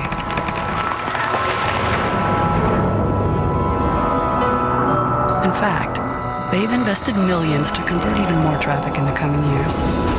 So it's easy to see how the economy won't be the only thing that benefits.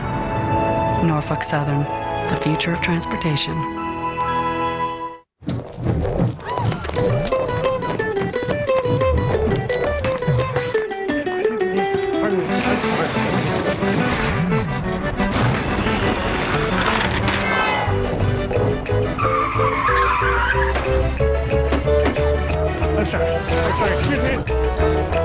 Don't let your nest egg get away from you.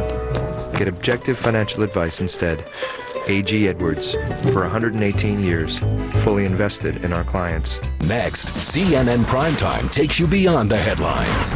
Go to the places, meet the people, question the newsmakers. Get the real story. News, not just talk. CNN Primetime. It's essential. Up next. Now at CNN.com, Hurricane Katrina, the devastating aftermath, rescue and recovery, plus how you can help. Complete coverage of Hurricane Katrina's aftermath, now at CNN.com. Me gusta el queso. Me gusta el queso. I like cheese. Dame su nuevo y crujiente cheese at Fiesta. Dame su... Give me your new crispy, crunchy cheese at Fiesta. Crispy new cheese at Fiesta. Busca tu propia caja.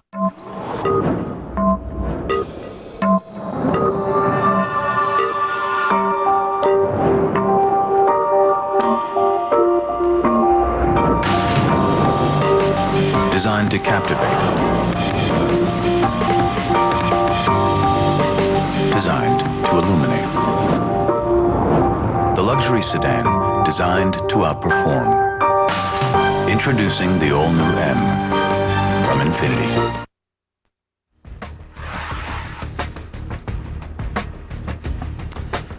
These are live pictures you're seeing from New Orleans. You can see these roofs, you can see the water, you can see the area still pretty much underwater. The helicopter pilot reporter JT Alpa is narrating what he's seeing. Let's listen in briefly.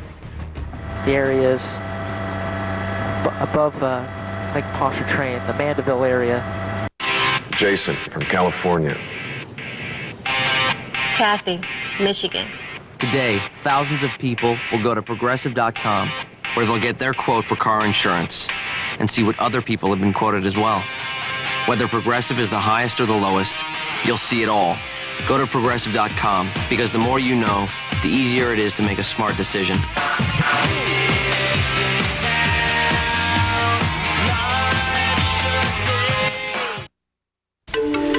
It's been said that when you change the way you look at things, the things you look at begin to change. That's exactly what many companies have done with their help wanted advertising. They've changed from seeing newspaper classified employment advertising as their only option to realizing that advertising their jobs online is as effective or better, takes less time, and saves them lots of money. Is your business ready to make a change? I'm David Batstone.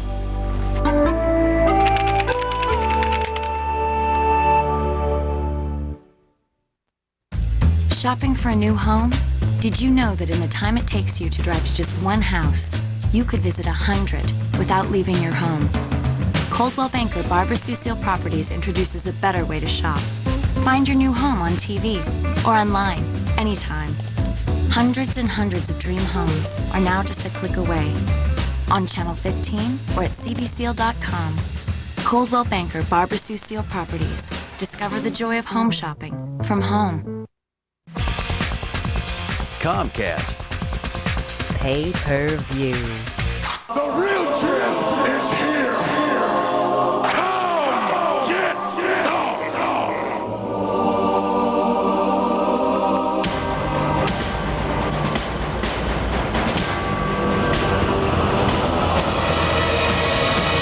Don't miss the drama of WWE Unforgiven, live September 18th. Call Comcast now. Heard. Well, we were down on the ground with the paratroopers from 82nd Airborne, down in the French Quarter, down in Bourbon Street today, Wolf. So far, they haven't got too many of those search and rescue boats in the water. Those are being brought in over the next couple of days, and they expect to start those operations as soon as tomorrow.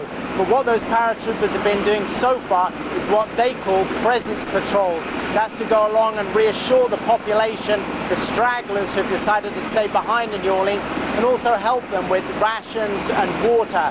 Now, of course, US troops can't act as law enforcers here in the United States, so they are patrolling with guns, but no ammunition and no magazines in those guns. And as you say, a very strange sight, and the war comparison probably even more accurate with some of these paratroopers, because many of them were telling me their last active deployment mission was in fact in Iraq.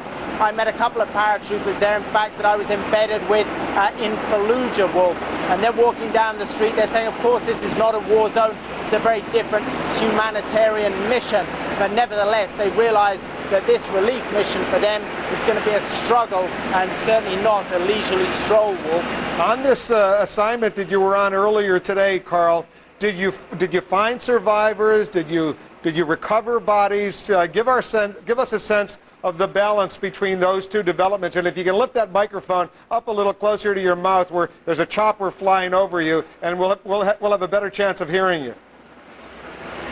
Sure, well, certainly a lot of noise going on here.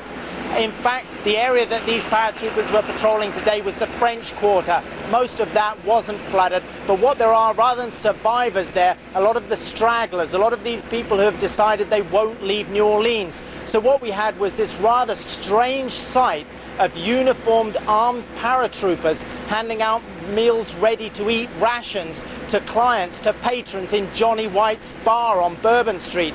That bar really hasn't closed since the hurricane struck. And in come the paratroopers to hand out meal rations. Some might say that could be a waste of the paratroopers' time because these people are quite happy to stand there and drink, but can't obviously get their own food and water. In fact, one of the soldiers was saying to us, it's a pity that the paratroopers couldn't have got here earlier and done a little more of this work. Further on down the street, though, they were doing some very good work there, Wolf, because they were helping an elderly man who has a bedridden wife and a schizophrenic daughter. They didn't wish to leave their home at all because that would be too much upset, the man felt, for his wife and daughter, and so the paratroopers were keeping him up to date with food and water, Wolf. These are elite forces, these paratroopers from the 82nd Airborne. What kind of reaction did you find among them? Are they happy to be in New Orleans, or would they rather be in actual combat, shall we say, in Iraq? Well, certainly a lot of the troops that I talked to today are Iraq combat veterans, but they're also very happy to be here. They realize the scale of the disaster here, and they do feel that their organizational abilities and their muscles, so to speak, will be invaluable in helping here. And also, some of the paratroopers there, some of the older ones, also did help out on humanitarian relief operations after Hurricane Andrew. They say obviously this mission is much bigger than that, but nevertheless they do say it's an extra string to their bow, so to speak. They do feel that they are up to this mission, very different though from Iraq, Wolf. Carl Penhall reporting for us, doing some excellent reporting as he always does. Carl, thank you very much. Mary Snow is standing by in New York. She's been following what's going on as well. Mary, pick up the story from your perspective. What are you learning? Well, Wolf, one of the major efforts going on outside of New Orleans right now is an effort to identify dead bodies, and this is going to be a monumental task. Outside of New Orleans, about 70 miles outside the city, between Baton Rouge, there is a warehouse that has been transformed into a temporary morgue. And a warehouse is now You're seeing trucks going in there, refrigerated trucks. Members of the Disaster Mortuary Operational Response Team, it's a federal unit, they're leading the effort. It's made up of medical examiners, coroners, funeral directors from around the country.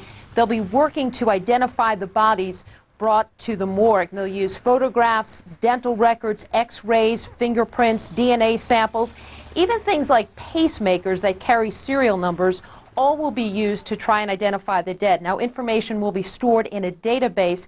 This, of course, in efforts to help relatives claim their bodies. A spokesman for the Louisiana Department of Health and Hospitals says today the team is prepared to process 140 bodies a day. He says the state is now looking to buy a piece of land that can be used as a cemetery for bodies not claimed. And just how many bodies there will be, how long the process will take, of course, is a big question mark at this time. Now, this team doing the work spent 9 months working to identify the victims of the 9/11 attacks in Washington and here in New York. Wolf? All right, what a tough job that is. Thanks, Mary, very much. Let's go back to JT Alpa and the live pictures that we're getting from his helicopter flying over New Orleans. These are live pictures. You see these homes, you see the devastation, block after block after block. The floodwaters still very evident. Let's listen in to JT. We were so frustrated because we were trying very hard for nearly an hour to effect this rescue and get him out. They find him and he just doesn't want to go.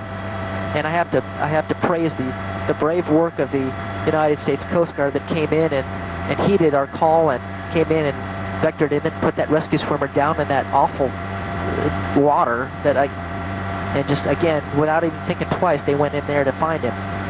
But he just wouldn't go. So another story, and we got to speak with Kim and her children, and she was very grateful that we tried and that we would help her where no one else could or would help her.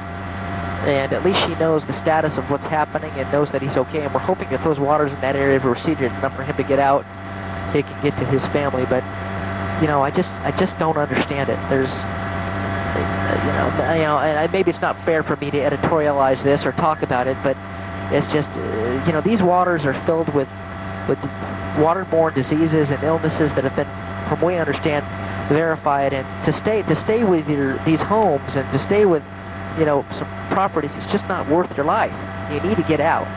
And I know none of these people are hearing me right now, except for some that may be hearing us through radio networks on AM radio broadcasts that may have access to weeks worth of batteries, but you need to get out. There's, you survived the hurricane, you survived the floods for a week, you fought off hunger and thirst and made your way around, but the diseases in the water, you're not going to be able to get around. So it's just one more just sad reality of this type of incident. But again, I'm going to get off that subject and move on to showing you the news, showing you the areas. But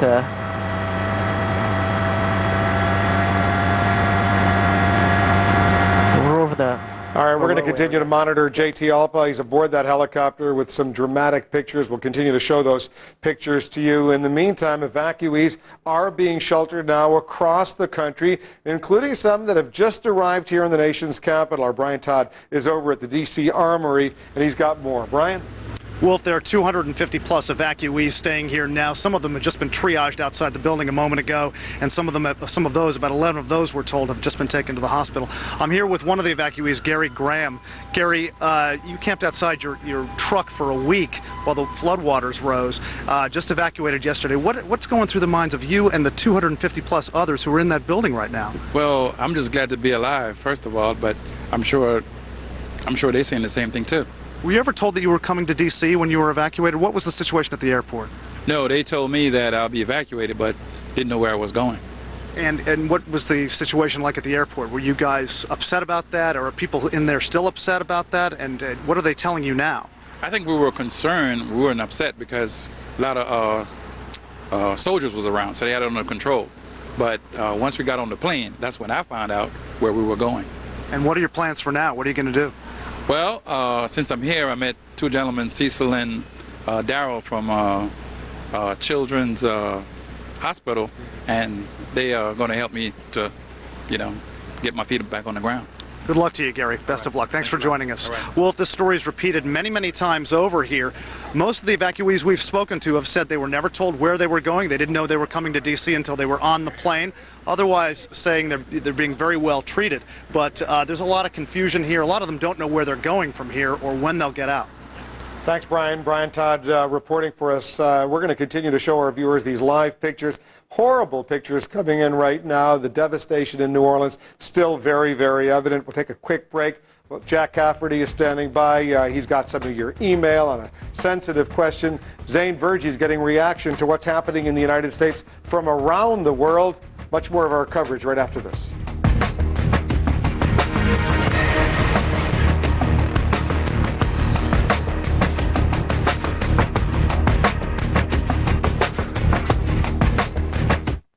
Would you like to turn your equity into cash you can use for any purpose? Just log on to ditech.com for your free online e-appraisal. Right now we're offering a low fixed-rate home equity loan with a flat fee of just $49. Call 1-800-DITECH-3. The aftermath of Katrina. Stay on top of this developing story. Live updates at the top of every hour, around the clock. Stay with CNN.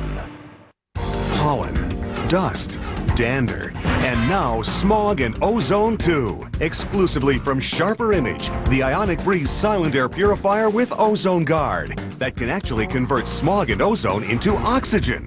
Cleaning and circulating your air with no fans, no filters, silently. America's most trusted brand of air purifier introduces revolutionary new technology. Sharper Image, working with the Engelhard Corporation, inventors of the modern catalytic converter, introduces Ozone Guard with Premier Catalyst, recognized by the U.S. Environmental Protection Agency as a newer way to reduce air pollution. In fact, the more polluted the incoming air, the more oxygen it helps generate. The Ionic Breeze charges incoming air and contaminants attached to the collection grid. Then the air passes through an additional cleaning stage in the new Ozone Guard grill with Premier Catalyst coating that instantly converts a significant portion of smog and ozone into pure oxygen. Then cleaner, fresher air is accelerated back into the room. The Ionic Breeze has earned the seal of the Asthma and Allergy Foundation of America because it's been proven to reduce airborne allergens. Don't be confused with our noisy competitors. Even if they look the same, they don't have Ozone Guard. Only the Ionic Breeze has Ozone Guard to help instantly convert smog and ozone into oxygen. I've tried every air purifier on the market today, and there's only one that meets everyone's needs, and that's the Ionic Breeze. Order today and we'll give you a $69 bathroom Ionic Breeze and a $39 car Ionic Breeze. Try the Ionic Breeze with Ozone Guard for 2 months, and if you don't love it, send it back. But keep the bathroom and the car Ionic Breezes over a $100 value as a free gift. Call now and get a free 5-year warranty and ask about free shipping. To order, call 1-800-309-2499. That's 1-800-309-2499. Call now. American Morning. Real news makes the difference. CNN tomorrow, 7 a.m. Eastern.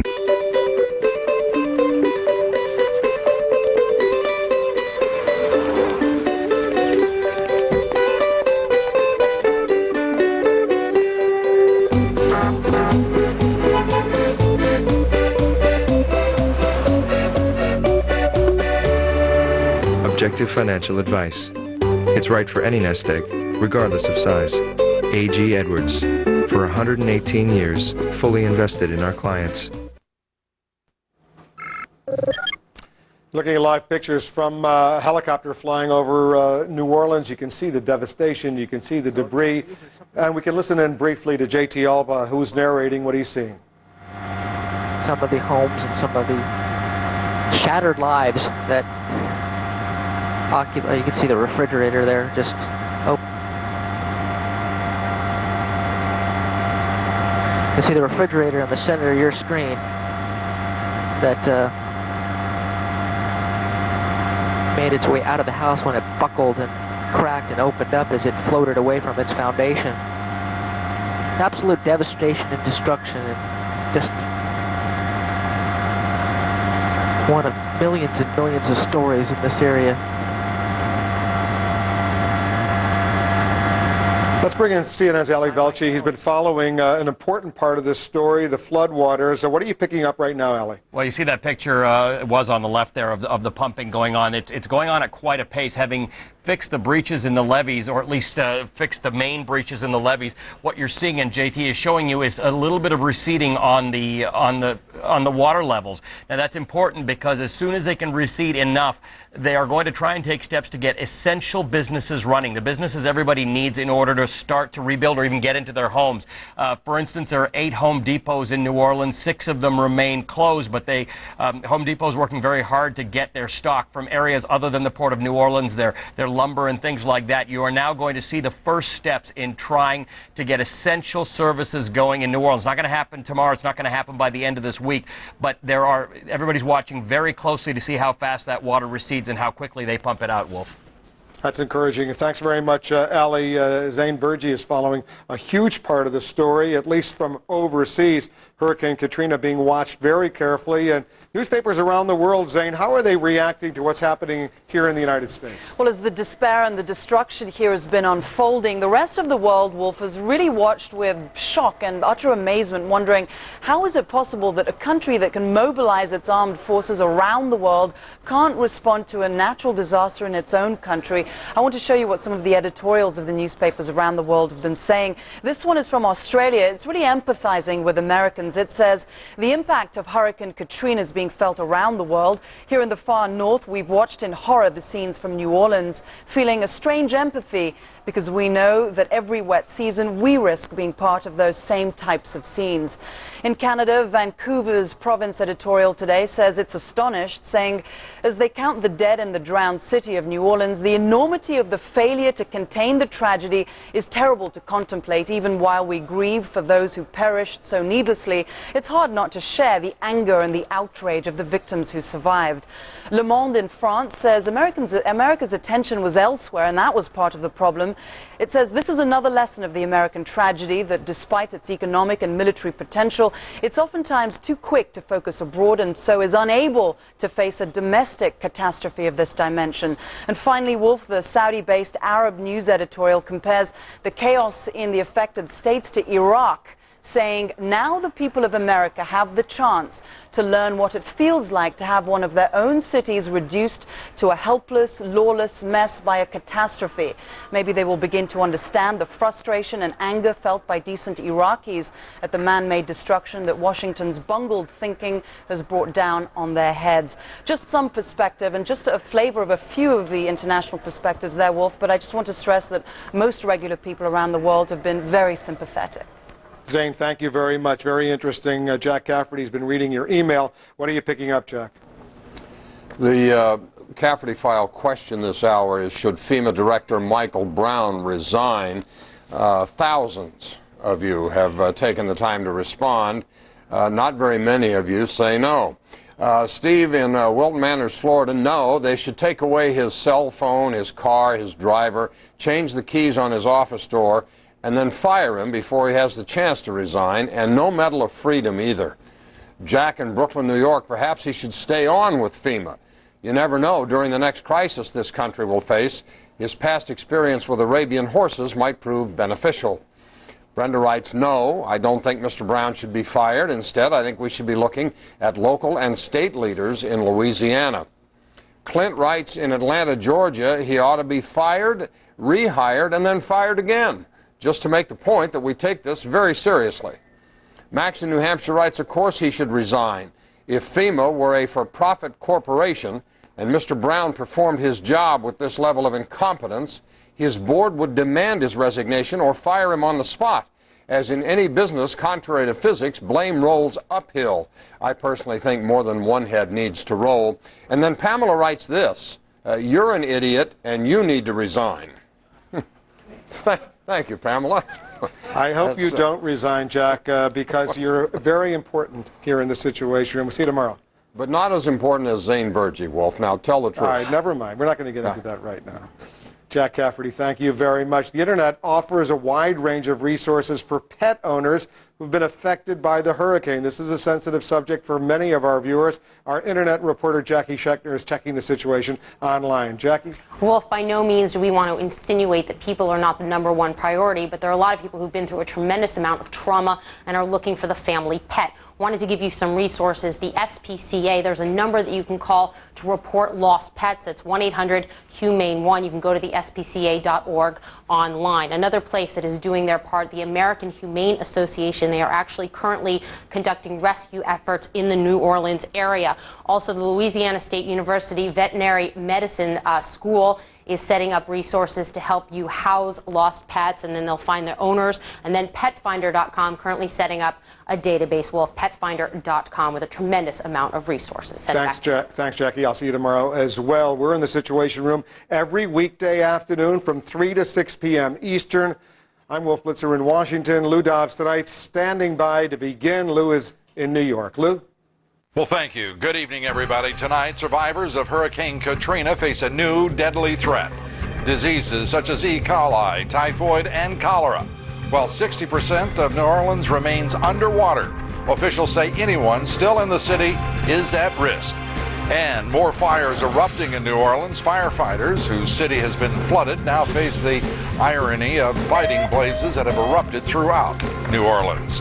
And President Bush has promised a thorough investigation into this disaster and the national response, as a top Senate Republican declares government at all levels has failed.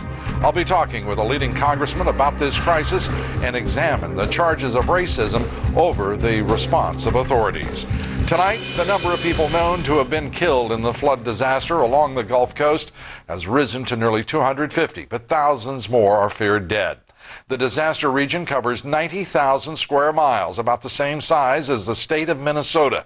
Rescue workers are warning of a new threat to survivors still in New Orleans, those deadly diseases. They say it is totally unsafe to be anywhere near the floodwaters, and among the diseases is E. coli. Officials say there's a risk mosquitoes will spread the disease through the entire New Orleans region. The military is adding more resources and people to the rescue effort. More than 350 helicopters, 75 fixed-wing aircraft are now taking part in search and rescue operations. Tonight, 5,000 paratroopers have arrived in New Orleans, preparing to search the city for survivors who are still refusing to leave. Carl Penhall is with those troops and joins us now with the report. Carl? Lou, we've spent most of the day with paratroopers of the 82nd Airborne Division. A lot of those paratroopers with boots now on the ground are veterans of combat in Iraq. Some of them that we went out with today on a patrol presence, with what they're calling it, have recently come from Fallujah, in fact. But right now, they aren't carrying out search and rescue operations. They plan to start that possibly as early as tomorrow using rubber Zodiac dinghies. But today, what they've been doing is patrolling areas that haven't been flooded, but where there are storm stragglers still staying behind. And they're going along, assuring them that there is law and order on the streets, and also taking them food, water and rations where those are needed. Now, of course, under US law, these paratroopers can't engage in any law enforcement activities, and we did see a very curious scene today down on Bourbon Street. In fact, first of all, curious to see uniformed US paratroopers down on Bourbon Street, but then there was also fears that a sniper had holed up in one of the buildings down there, and so we see police SWAT teams and including also armed border patrol teams there drawing guns and encircling the building. But these paratroopers with vast combat experience simply had to hold back, and the order was, put your guns behind your backs, soldiers. We can't be seen to be carrying out any law enforcement here. One of the soldiers did say he feels that they would have liked to have got here earlier to help out on this disaster relief, but they do realize that what they have now is a very big mission on their hands, Lou. Carl, thank you very much. A mission that is difficult at best for all of our troops, National Guardsmen, and of course local police and fire. As the U.S. Army's 82nd Airborne Division joins all of those people to help restore order, and they patrol New Orleans streets, this lost, devastated city is also continuing to burn. At least 4 major fires are burning out of control. including one in the city's historic Garden District. Today, National Guard troops cordoned off fire scenes as military helicopters flew above, flying in water to battle the fires from the air. These helicopters are among the more than 350 military helicopters now in action along the Gulf Coast. Some of these fires have been triggered by broken gas lines. New Orleans firefighters, along with New Orleans City Police, are turning over control of their operations to federal officials. Defense Secretary Donald Rumsfeld today declared the U.S. military has more than enough troops and equipment to respond adequately to this hurricane disaster. And the chairman of the Joint Chiefs, General Richard Myers, said nearly 60,000 active duty and National Guard troops are taking part in this relief operation. Jamie McIntyre has the report from the Pentagon. Jamie? Well, Lou, today Defense Secretary Rumsfeld called this the greatest recovery effort in America's history. He said that 58,000 U.S. troops are now involved, and clearly the operation is hitting its stride as those troops are pouring in. They're now up to, as you said, 350 helicopters that have been conducting evacuations. So far, they say 13,000 people have been rescued, 75,000 have been evacuated from the city. At the same time, the delivery of fresh water has been stepped up. 78,000 gallons of water and fuel has been delivered to hospitals. 9 million of those MREs have been delivered. And you mentioned the fires. They're dispatching 2 C-130 firefighting aircraft to aid in keeping those fires under control as well. Defense Secretary Rumsfeld and General Myers also insisted that the deployment of U.S. troops to Iraq has had no effect on their ability to respond here. And in fact, General Myers said the converse is also true, that the deployment of these troops in the disaster zone is not affecting scheduled deployments to Iraq and Afghanistan. They said that the suggestions to the contrary were, quote, flat wrong. Lou? Absolutely flat wrong, but also at the same time, the Department of Defense, Jamie, has not been the focus of criticism. Rather, the Homeland Security Department and FEMA. While that's not in his purview, did the Defense Secretary respond to those charges? Well, you know, they've said that what they're going to be doing here is a full lessons learned report, as they do after any operation, to see the kinds of things they could do better. They stress the fact that the Department of Defense is in a supporting role. And to the extent that I think people are looking at critically at what the Pentagon may have done, it's to the extent that they were able to foresee the problems that the local and state governments were having and try to be forward-leaning on that. And the Pentagon insists that a lot of what they did, including moving most of these assets, were done before any formal request was made. But there is a recognition that some things could be done better, and they're certainly looking at that. And certainly we're all grateful that the U.S. military, whether in the form of the Marines, the Air Force, the Navy, the Army, or the National Guard and our reservists are there helping our fellow citizens. Thank you very much. Jamie McIntyre from the Pentagon. Tonight, Homeland Security Secretary Michael Chertoff and other top federal officials are on Capitol Hill at this very hour. They're briefing lawmakers on this disaster and their response to it. 4 other cabinet secretaries among those taking part in what are closed-door briefings. They're speaking at the Senate first and members of the House of Representatives in just about an hour and a half, according to the schedule. Many lawmakers, of course, are outraged at what they see as a slow response of the federal government to this disaster.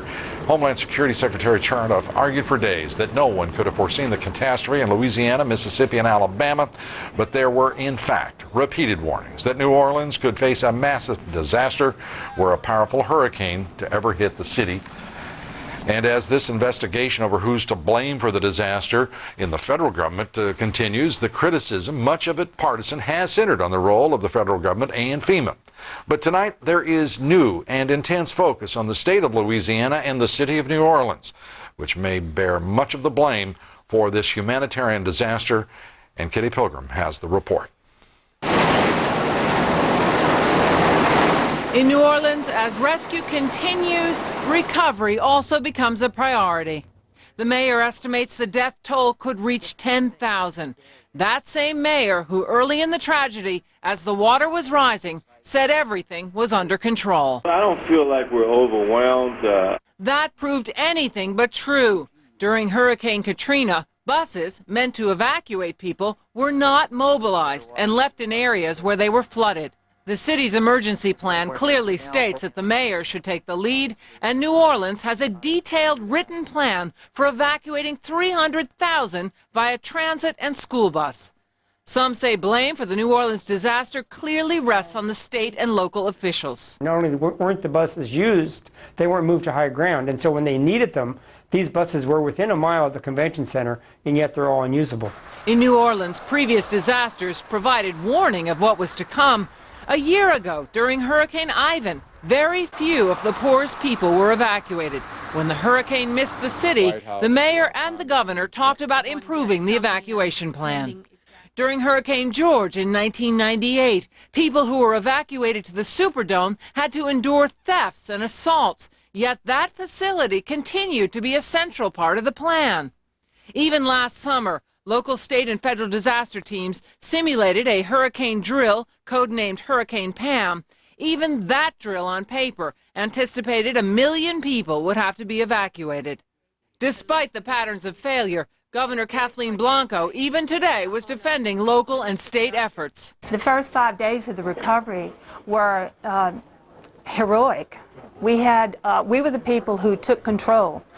President Bush today said he wants to investigate how the federal, state, and local governments interact in the event of an emergency. Congressional leaders also said that a concrete timeline had to be reconstructed, but it's already clear that the state and local governments did not execute many of the plans that were already in place. Lou? And interestingly, the Times-Picayune, the New Orleans paper, calling for the resignation of Michael Brown, the head of FEMA. And certainly there is considerable basis for any criticism of just about everybody responsible here for relieving the human suffering and preventing the disaster that occurred to so many of our fellow citizens. The fact is that in July, they had an article talking about the very evacuation plans in which people were basically told good luck. Yeah, basically, and a year ago they ran a full drill of a hurricane of this magnitude, and there was a full evacuation plan discussed at that time, yet not implemented in this instance. Kitty, thank you very much. Important perspective. Thank you, Kitty Pilgrim. As the cleanup of the aftermath of Hurricane Katrina begins, a new tropical storm is forming off the Florida coast tonight. This storm, currently a tropical depression, is headed straight for the eastern coast of Florida. It could strengthen into Tropical Storm Ophelia before it hits. That's expected sometime later this week. And it is expected to dump as much as 15 inches of rain on some areas. A tropical storm warning is up now for a 120-mile stretch of Florida's east coast, running from Jupiter to Titusville. Still ahead here tonight, much more on the hurricane disaster, in the response to that disaster, and the massive cleanup. President Bush is preparing to ask Congress for tens of billions of dollars to pay for relief operations along the Gulf Coast. We'll have that special report. And rising anger in Congress over the failure of government at all levels to respond quickly to this crisis. We'll be analyzing the increasingly partisan debate over just who's to blame and what we should learn from our response to this disaster. Stay with us. The Oracle Grid, a group of low-cost servers connected by Oracle software. Now, if a server fails, the grid just keeps running. The Oracle Grid runs faster, costs less, and never breaks. We spend our whole day dreaming about what an ATM could be, what it should be. We're working on cash deposits at our ATMs, where you won't even have to use an envelope. You put the cash in, our ATM quickly scans, counts the cash, and totals it for you. I'm Dean Kirby. I'm a banker, and I'm proud to be part of Bank of America. Bank of America has more ATMs around the country than any other bank, over 16,000 of them, and we never stop thinking about how to make them better. We've already carved at least 6 seconds to have the basic transaction. Doesn't sound like a lot unless you think of yourself in a van full of kids like I do. We're also working on transfers and payments at our ATMs. Watch. From checking, take $60 and pay towards your credit card. Or from checking, move $100 into your savings account. We're working on that. Imagine this, depositing checks. Now you see it on the screen, and we print that image on your receipt. At Bank of America, we want each of our ATMs to be a mini Bank of America. A mini bank as good as any big bank we've built. Bank of America. Higher standards. Be powerful. Be focused. Be committed. Be daring. In other words, be extraordinary. E-Trade Financial, with our state-of-the-art platform for long-term investors. At E-Trade Financial, we keep challenging the ordinary to help investors be extraordinary. During Dell's Labor Day sale, get great deals with up to 1/3 off select Dell systems. And this Dimension desktop with an Intel Celeron processor is yours for only $299. Plus, get a free printer. Notebooks start at $549. And get up to 1/3 off select Dell systems. Get hooked up with Dell and get more out of now. Dell PCs use Intel Celeron processors. As the Katrina recovery continues, trust CNN and CNN.com to find out how to help, how to get help, and locate the missing. Get the information you need. Stay with CNN and CNN.com. President Bush and congressional leaders today promised thorough investigations into the response to the hurricane disaster. Tonight, the White House is preparing to ask Congress for $40 billion to help pay for relief operations. It's likely to be the first of a series of such funding requests. Dana Bash reports. Essential services. Facing blistering criticism for a sluggish federal response to Hurricane Katrina, the president promised an investigation eventually. We want to make sure that we can respond properly if there's a WMD attack or another major storm. And so I'm going to find out over time what went right and what went wrong. Congressional leaders in Mr. Bush's own party are not waiting and announced hearings looking into the government response. We need to identify systemic problems, perhaps in the organization, in the preparedness, in the planning. We need to look at the leadership as well. But Democrats are calling for accountability now. After meeting with the president, the House Minority Leader said FEMA Director Michael Brown should be fired. He should not continue in that job unless we want a continuation of the shortcomings that we have had in the response. For now, the White House refuses to answer questions like whether Brown will be held accountable or what an investigation should look like. What people want us to do here is to play a blame game. We got to solve problems. But Brown has been sidelined, at least in public, after remarks Bush officials concede crystallized the appearance of an inept federal response, like saying this after a day of desperation at the New Orleans Convention Center filled the airwaves. We didn't know that the city had used that as a staging area. From the president on down, the slogan of the high-gear damage control effort is impossible to miss. Some just want to engage in the blame game. The time for bickering and blame gaming is later. In photo op after photo op, the president tried to illustrate his stepped-up response, striking an I get it tone. The people we're talking about are not refugees, they are Americans, and they need the help and love and compassion of our fellow citizens. The president also promised that bureaucracy won't stand in the way of, quote, getting the job done, and he announced the vice president is heading to the region on Thursday to figure out if red tape is slowing recovery. Lou. Dana, thank you very much. Dana Bash. President Bush today also declared that now is not the time to assign blame, but Republicans and Democrats are already preparing for what is certain to be a highly partisan debate about the disaster in the months ahead. Bill Schneider has our report. One point is beyond dispute. The government safety net failed. Our government failed those people in the beginning. And I take it now there is no dispute about it. 100% of the people recognize that it was a failure. The debate over what went wrong is just now beginning. It's coming down to three main arguments. Some are blaming bureaucratic incompetence, government bungling, a favorite theme among conservatives. Bureaucracy is not going to stand in the way of getting the job done for the people.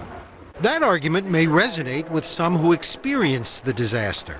Bureaucracy has committed murder here in the greater New Orleans area, and bureaucracy has to stand trial before Congress now. Many Democrats blame the Republican philosophy of limited government, spending cuts on infrastructure and flood control, the diversion of resources to other priorities.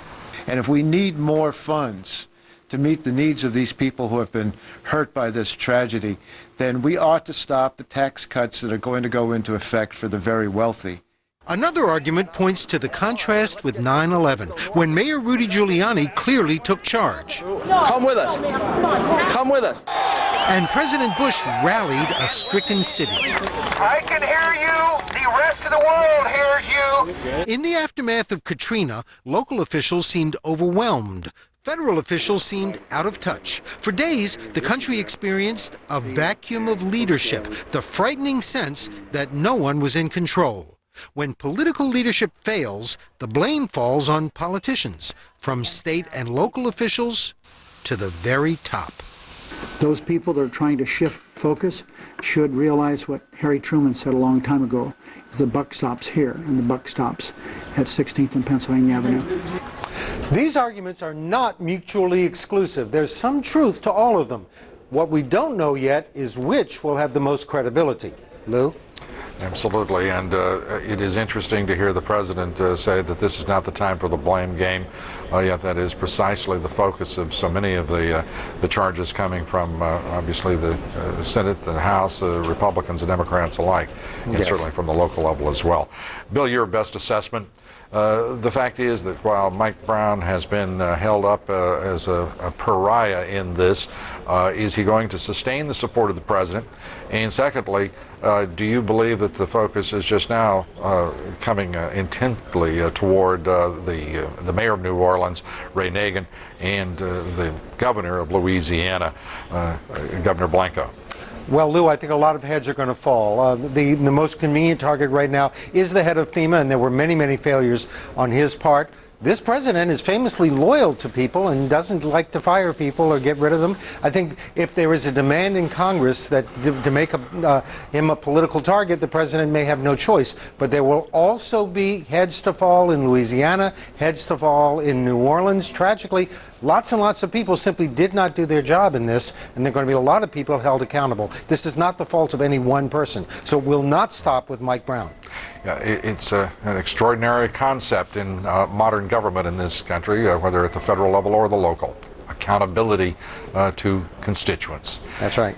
Thank you very much, Bill Snyder. Sure. Tonight's quote of the day comes from the president of Jefferson Parish in Louisiana, of course. In his frustration with the federal government's slow response to Hurricane Katrina, he said, "Take whatever idiot they have at the top of whatever agency and give me a better idiot. Give me a caring idiot. Give me a sensitive idiot. Just don't give me the same idiot." Still ahead here tonight, complete devastation in New Orleans St. Bernard Parish. We'll be going live to a rescue operation there as rescuers try to save trapped residents. And a live report on New Orleans' efforts to control its raging, out-of-control fires this evening. Fires consuming houses in the city's most historic districts. Stay with us. CNN Primetime tonight. No schools, no home. At 7, Anderson's live in the heart of the destruction with a look at kids and how they're coping with this tragedy. Then at 8, despite pleading and prodding, so many people refuse to leave their homes. Why do they stay? And at 10, the astronomical rebuilding costs. Who pays? CNN Primetime tonight, beginning at 7 Eastern.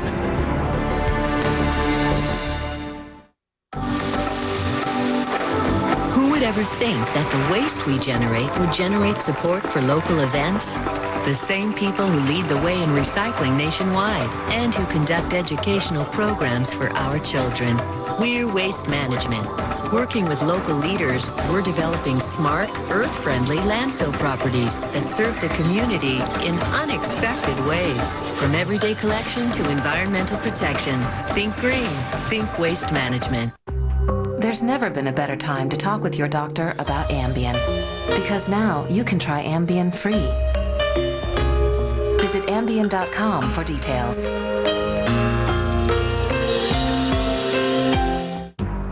I'm always here, working. A low profile on the high plateau, vanishing in the shadows of the buttes. Bred to be nature's neighbor. Reaching miles deep for energy America needs. The natural gas well, meeting the demand in harmony with the land. With still more to explore. As the Katrina recovery continues, trust CNN and CNN.com. Find out how to help and get help, the information you need. Stay with CNN. Every day, Progressive does something that's, well, progressive. They have this ticker that shows their car insurance rates and their top competitors. Right now on Progressive.com, you can see actual rates that people are getting. Sometimes Progressive is the lowest. Sometimes they're not. Hey, if they're this helpful when you're shopping for car insurance, imagine how they'll be once you're a customer.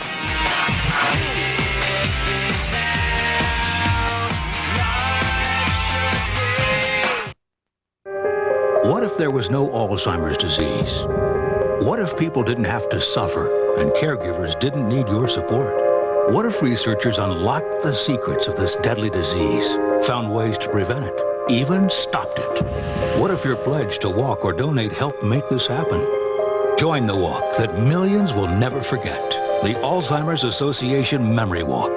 To learn more, contact us now. The Situation Room, CNN tomorrow 3 to 6 p.m. A dramatic rescue today in one Louisiana parish that remains almost completely submerged. St. Bernard Parish is southeast of New Orleans. It was home to 70,000 people before the storm. Gary Tuckman just returned from there and has our report. Gary? Lou, hello to you. Before Hurricane Katrina's hit Mississippi, the most dangerous part of the eye wall, that was its second landfall. Its first landfall was in St. Bernard Parish, Louisiana, which, as you said, is just southeast of the city of New Orleans. People moved to that parish because it's isolated. It's away from the city. However, the isolation hurt that parish greatly with this hurricane. For the last 7 days, almost all of St. Bernard Parish, population 71,000, has been underwater. Now, some of it is no longer underwater, and we believe we made the first news media visit there today. When we got to this parish, where many people are unaccounted for and feared dead, we encountered a Georgia National Guard helicopter flying above a house. We realized that a rescue was in progress. Indeed, what had happened was the people aboard the chopper saw 2 people waving frantically from the second floor of a flooded out house. Immediately, other members of the Army got in an airboat and rescued the 2 people, Veronica Pedot and Nick Camarata. Both of them were in the house for 8 days since before the hurricane came. Because they're in the house, they haven't known what's going on elsewhere. They haven't realized how big of a deal this was. But over the last 2 days, they had no more water left, so they have not had water for 48 hours. They came off the airboat. We had water with us. We gave it to them to drink. It was very interesting what Veronica Pedot, who suffers from severe arthritis but is otherwise okay, said to us. She took the water and says, "This tastes better than ice cream." The 2 of them, along with her dog, Susie, then went on the helicopter and were brought here, where I'm standing right now, to the New Orleans International Airport. This is where people who are rescued and who are hurt are treated. They're still being treated, and then they're sent off elsewhere to one of many other cities across the United States that is helping these people who have suffered so much. But we can tell you, Lou, what they're very concerned about. A nursing home is underwater in the parish, and they believe that nobody in that nursing home evacuated. Lou? Gary, thank you very much. Gary Tuckman reporting tonight from New Orleans International Airport, reporting on the rescue in St. Bernard Parish. Thank you, Gary. Coming up next here, saving thousands of children left homeless by the hurricane and the flooding in New Orleans. How many families in Texas are helping? Well, it is a Texas-sized number. We'll have that live report for you next. And then, oil prices are falling, so why are millions of Americans still paying more for gasoline? We don't need the Senate Energy Committee to give us the answer, although they did put that question to oil companies today. There's price gouging all across the country, and we'll be telling you about it next. Stay with us. You are so beautiful. If you haven't already switched channels, you're obviously not the ordinary trader, and this is obviously not the ordinary trading platform. Power E-Trade Pro has been radically upgraded and is now just $6.99 to $9.99 per trade. So be in love. At E-Trade Financial, we keep challenging the ordinary to help investors be extraordinary. During Dell's Labor Day sale, get great deals with up to 1/3 off select Dell systems. And this Dimension desktop with an Intel Celeron processor is yours for only $299. Plus, get a free printer. Notebooks start at $549. And get up to 1/3 off select Dell systems. Get hooked up with Dell and get more out of now. Dell PCs use Intel Celeron processors. CNN, the most trusted name in news. Thousands of New Orleans evacuees were expected to leave the Houston Astrodome today and then to move on to cruise ships. However, federal officials delayed those plans because many of the evacuees simply didn't want to move again. Sean Calebs has the live report for us from Houston. Sean? Indeed, Lou. Think about it. We've seen the pictures inside the Astrodome of the thousands of people on those cots, 2 foot by 6 foot. Well, 4,000 of them today had the chance to get out of the Astrodome, load onto a bus, make the hour-and-a-half trip to Galveston, Texas, and then get on a giant cruise ship. Carnival Cruise Lines was going to provide 2 ships for 4,000 elderly people here and try and keep those families together. However, the elderly said they have worked for a long time to get their benefits transferred here, to get their medications updated, to let their families know that they are indeed here and well. So there weren't enough takers. The plan is not going to be scrapped completely. FEMA now says they're going to try and revisit this and hope they can get some more takers just down the road. Also, think about taking all the people from St. Paul, Minnesota or Anchorage, Alaska and put them in Texas. That is what has happened here over the past 8 days. Some 250,000 evacuees have flooded this state. One of the saddest things we hear so often out here are the number of families that are simply disconnected, been separated because of this tragedy. We can tell you right now, SBC Phone and Yahoo are working inside the Astrodome trying to connect all of these families together. They're working with them to get on the internet, check all the websites there. And every time a family member is connected, they ring a bell. So the chant going up with the smiles is more cowbell coming out of here, Lou. Well, Sean, it is wonderful to see those young girls playing skip rope, jump rope, and to have a few smiles on their faces amidst such tragedy and such devastation. Sean, the idea of moving on to those cruise ships, that speaks volumes about how well these evacuees are being cared for there at the Astrodome as well, doesn't it? It is amazing, Lou. If you think about creating an instant city in about 24 hours, and I have heard very, very, very few complaints. It is up and running. People have food. They have their medications. They have treatment from doctors here, and they're getting in touch with their families, and that is what is most important to them. And Lou, you can bet your life that so many people have been treated so well here. They say they simply aren't going to go back. No jobs, nothing to return home to. They vow to make Houston their new home. And the people of Texas showing Texas-sized hospitality. Thank you very much, Sean Calebs, reporting from your great state of Texas. A bill signed by President Bush 4 months ago, however, could make it far more difficult for many people to recover financially from this hurricane. The new bankruptcy law goes into effect next month. The restrictions are incredible. Lisa Sylvester reports from Washington. Katrina took away their homes and jobs, but new bankruptcy legislation could provide a second blow. The law takes effect October 17th. After that day, it will be harder for Americans making above the median income to wipe their financial slate clean. Our country's always had a safety net there for people that have been through a disaster such as Katrina, that have gotten ill, that have lost a job, that have been injured. And that safety net's being taken away. Katrina will hurt individuals and businesses who were planning on filing for bankruptcy. Records washed away. Bankruptcy courthouses in New Orleans, Jackson, Mississippi, and Mobile, Alabama remain closed. But the new law may also hurt tens of thousands of Katrina survivors who were living paycheck to paycheck and now face new worries without a steady income. Many of these people have paid very basic expenses from credit cards. Some of the ones who traveled might have charged their transportation, might have charged food. Democratic lawmakers before Katrina hit offered an amendment to the bankruptcy bill that would have shielded victims of natural disasters, but it was defeated along party lines. Representative Sheila Jackson Lee intends to offer new legislation this week. Many stories that I've heard inside the Astrodome and inside our major center, the George R. Brown Convention Center in Houston, Texas, tell me that there are people from all walks of life, many of them devastated personally and devastated in their businesses. Katrina was a natural disaster. Some members of Congress are bracing for what they say is a pending man-made financial disaster. And lawmakers want to make it easier for Katrina victims to discharge storm-related debt. They note that those hurt by Katrina include a range of people, poor and middle-class renters who didn't have insurance, as well as small companies who will find it hard, if not impossible, to stay in business. Lou?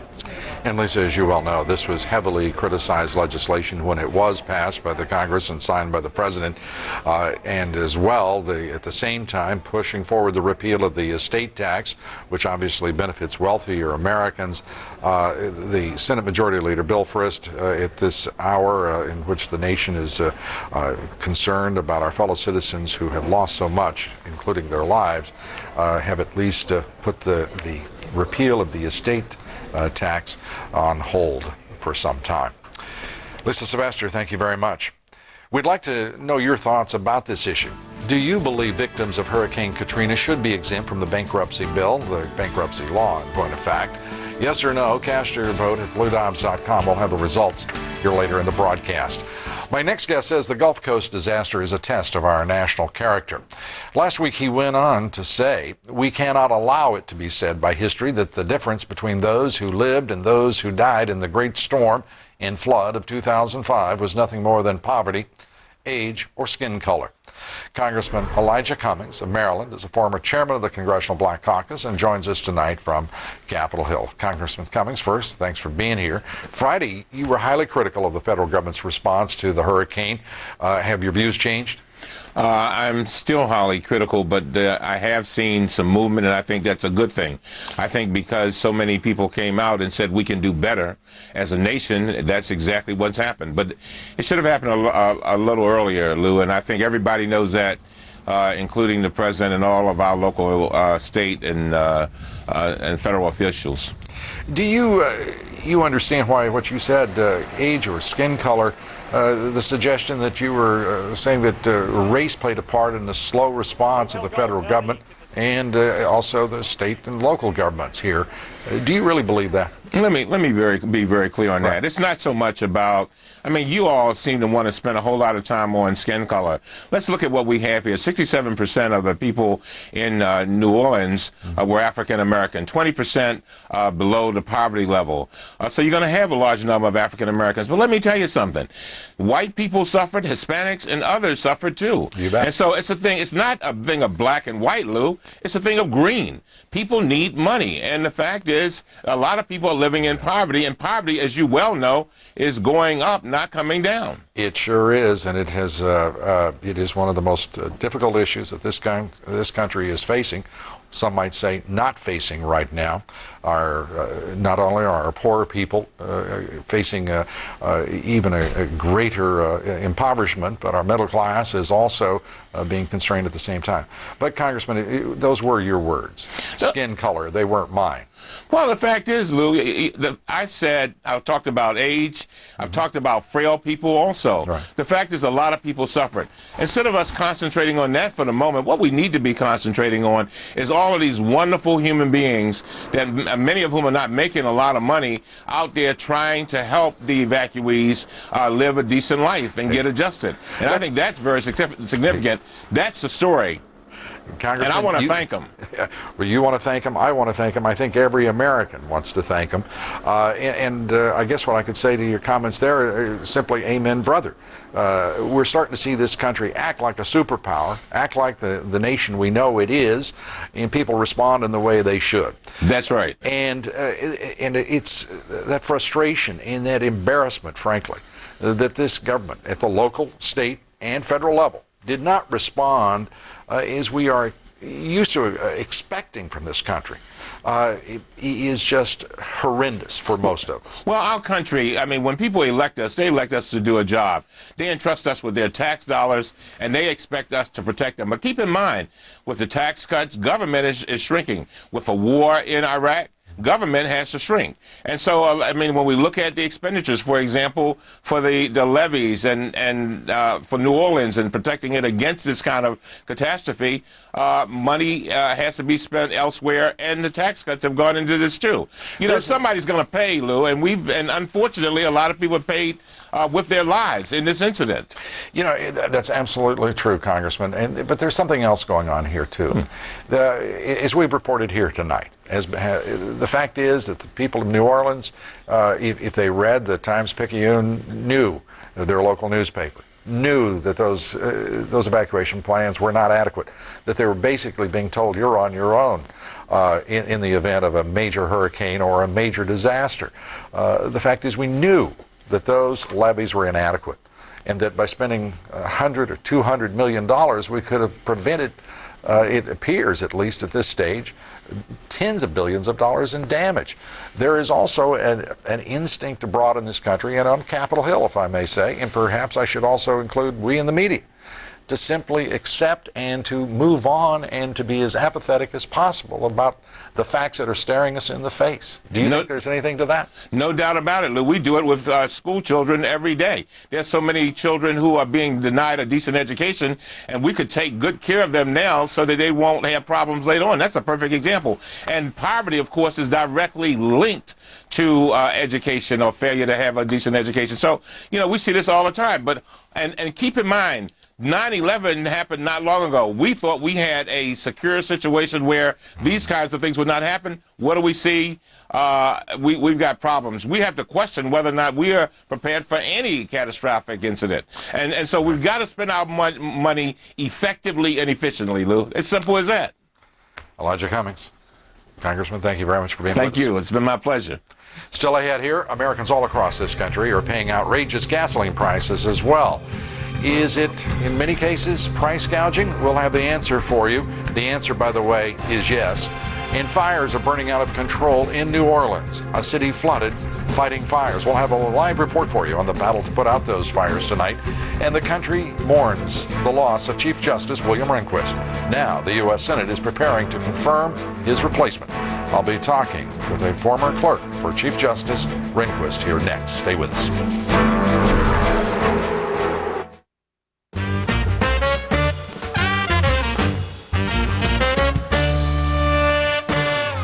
Schwab Street Smart Pro. We're talking a stock screener with 140 criteria to help hone your search, a sector tool that shows which industries are moving, and conditional alerts that trigger automatically, all in one advanced trading platform.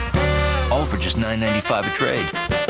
Schwab Street Smart Pro. Test drive it now at schwab.com/pro. Privacy, equality, the right to choose. Fundamental freedoms Americans have cherished for generations. But John Roberts dismisses one of our established liberties as the so-called right to privacy, and co-wrote a brief arguing that Roe v. Wade should be overruled. Roberts' legal record raises questions on whether he accepts the right to privacy. There's just too much at stake to let John Roberts become a decisive vote on the Supreme Court. Sharp multifunction products transform the office by adding enhanced color to your documents. Then Sharp technology doubled your productivity by scanning two-sided documents in a single pass. Now Sharp's Data Security Kit is transforming the office again by preventing unauthorized access to information while keeping sensitive digital documents from falling into the wrong hands. The Sharp Digital Imager Series, all the productivity you want, all the document security you need. With the new Sprint, now I can talk in the largest network with no roaming charges. Now I can talk as much as I want with no huge overages. Now I can get all my incoming calls free. So everyone's in my free calling network. Lots of different plans. For lots of different people. Because if we were all the same as everyone else, it would be creepy. Together, Sprint and Nextel give you more choice in plans than any other wireless company, starting at just $34.99 a month. Call 800-SPRINT-1 now. The U.S. military tonight is stepping up efforts to control large fires that are raging out of control in several New Orleans flooded neighborhoods. Drew Griffin is live in New Orleans and has the report for us. Drew? Just another ironic difficulty here, Lou. We were driving past the Garden District this morning when this fire was just erupting at a house. firefighters from all over the country, some from New York even, began to fight this fire, and then this incredible force of helicopters came in and started to douse this flame. But there's no water pressure in the city, so all the water has to be brought in by these firefighters. And keep in mind, there's little communication in the city. It's making it very difficult to catch these fires early and then to get the water to them quick enough to put it out. It's been a real problem, and as more and more of the city is pumped out, that's creating more and more areas where the city is going to be vulnerable to these types of fires. It's an incredible situation. Drew, there are 4 fires, we're told right now, just in the Garden District alone, that are out of control. That's understandable because it's all but impassable, the streets and the access to those fires. But are the fires diminishing in frequency, or are they building from your viewpoint? Well, I don't have any of the data to firmly tell you, Lou, whether they're increasing or not. They're popping up all over the place. Some are large, like the one we covered today, which spread from house to house, actually crossed St. Charles Avenue as the trees caught fire. And then, you know, that Garden District is so densely populated with these old wooden houses. But some are small fires that are put out right away, literally by passing National Guardsmen who spot them. The problem is, if people, the people are living there, Lou, and they shouldn't be. They're living there without power, so they're lighting candles at night. They're smoking. Some are improvising. They're cooking. And it's creating a fire hazard. And if a fire breaks out, who do you call? Those people have no communication. They literally have to run down the street, drag some National Guardsmen or some policemen to get their attention, and then try to get the fire department here. And to show you how difficult it is, that boat in back, that is pumping, it looks like it's dumping water out, but they're circulating water into fire trucks that are coming by to fill up. It's just back to rudimentary living here. There is just no services whatsoever in the city, and fire is the next thing coming for New Orleans. It's terrible. New Orleans and all who live there have suffered so much. But the idea that people will not leave there, that is such a difficult thing for people to understand. Are we seeing more people finally give up and say to the rescuers, please rescue us, rather than keep going? We're going to hold out here till whatever point is necessary? Lou, the people in the flooded areas want to get out now. They're basically trapped. But keep in mind, there's a large section of this city that is high and dry. That Garden District is one of them. And there are lots and lots of people just camping out. They're not leaving. Every single one of them. I've talked to a dozen people today who are just going to sit it out. I can't understand why. They don't feel they have anywhere to go. They certainly have the opportunity to leave. And they're also getting water by people coming by and giving them water. They just won't leave. I can't understand why. Even with the additional threat, as you have chronicled here tonight, Drew, the raging fires that are taking place in quarters, and the mayor saying point blank that with E. coli, dysentery, and cholera, that everyone in the city is at risk. It's remarkable. Drew, thank you very much. Gasoline prices fell slightly overnight. Many of you may not believe that, but according to AAA, the national average of gasoline fell more than a penny. Now $3.04. You may not believe that either, but the majority of us are still paying far more than the national average. Bill Tucker has the report. The damage to the drilling platforms and refineries in the Gulf Coast region is indisputable, but the price of gasoline is not. Why are the gasoline prices so high? Why are the oil companies making record profits? And what are they doing with them? Consumers are paying a national average of more than $3 a gallon for regular unleaded gasoline. The highest prices can be found in the Northeast. That's considerably more than the $2.32 a gallon, which was the average a year ago. The members of the Senate's Energy and Natural Resources Committee cut right to the point. I don't know how one justifies the projections of the annual profits from projecting on the first half that I have just mentioned. At this time, gas prices have never been higher in the history of the United States.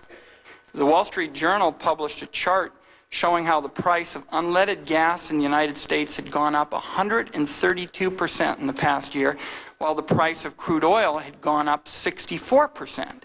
So that makes it clear that the oil companies are not simply passing on higher crude oil costs, but they're also adding substantial increases. Now, that looks to me like price gouging. There were calls by the members of the committee for everything short of price controls, but some of the steam may have been taken out of the congressional anger by the markets. Ultimately, markets can be self-correcting, particularly when you've got the consumers involved. So I think we saw in the last week the highest prices we're likely to see this year for gasoline and perhaps for a generation. And sometimes you need not only consumer involvement, but state involvement helps. The state of New Jersey today announced that 1/4 of the stations it visited in the past week are guilty of ripping off the consumer. And we're hearing reports from states all across the country. Price gouging, they're finding price gouging. They just, as yet, don't know what to do about it. Right. Well, hopefully they'll figure it out quickly. I've got a few thoughts if they run out of ideas. Bill Tucker, thank you. Still ahead, the Supreme Court pays tribute to its past and looks toward its future. We'll have the latest for you on the tributes to Chief Justice Rehnquist and the upcoming hearings for Judge John Roberts.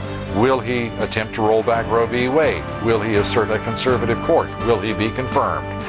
Stay with us.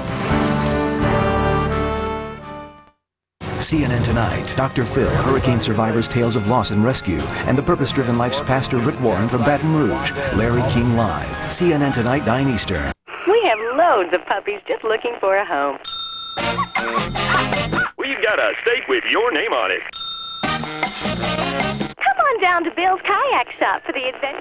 If you can afford radio advertising, you can afford cable TV. Comcast Spotlight can make it happen. And with Comcast Spotlight, you can target the customers you want to reach. So why settle for Manja when you can have?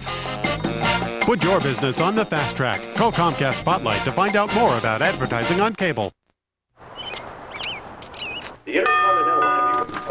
What if everyone had the same extraordinary service as Northwest Community Credit Union?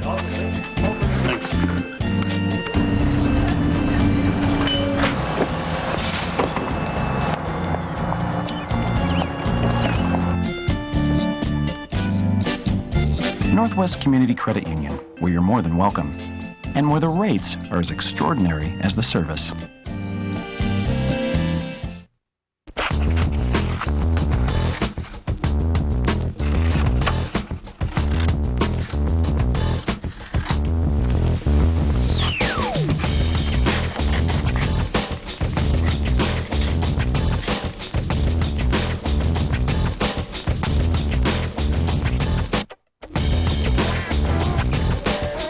What you wish you could do in real life, now you can do at VX.com.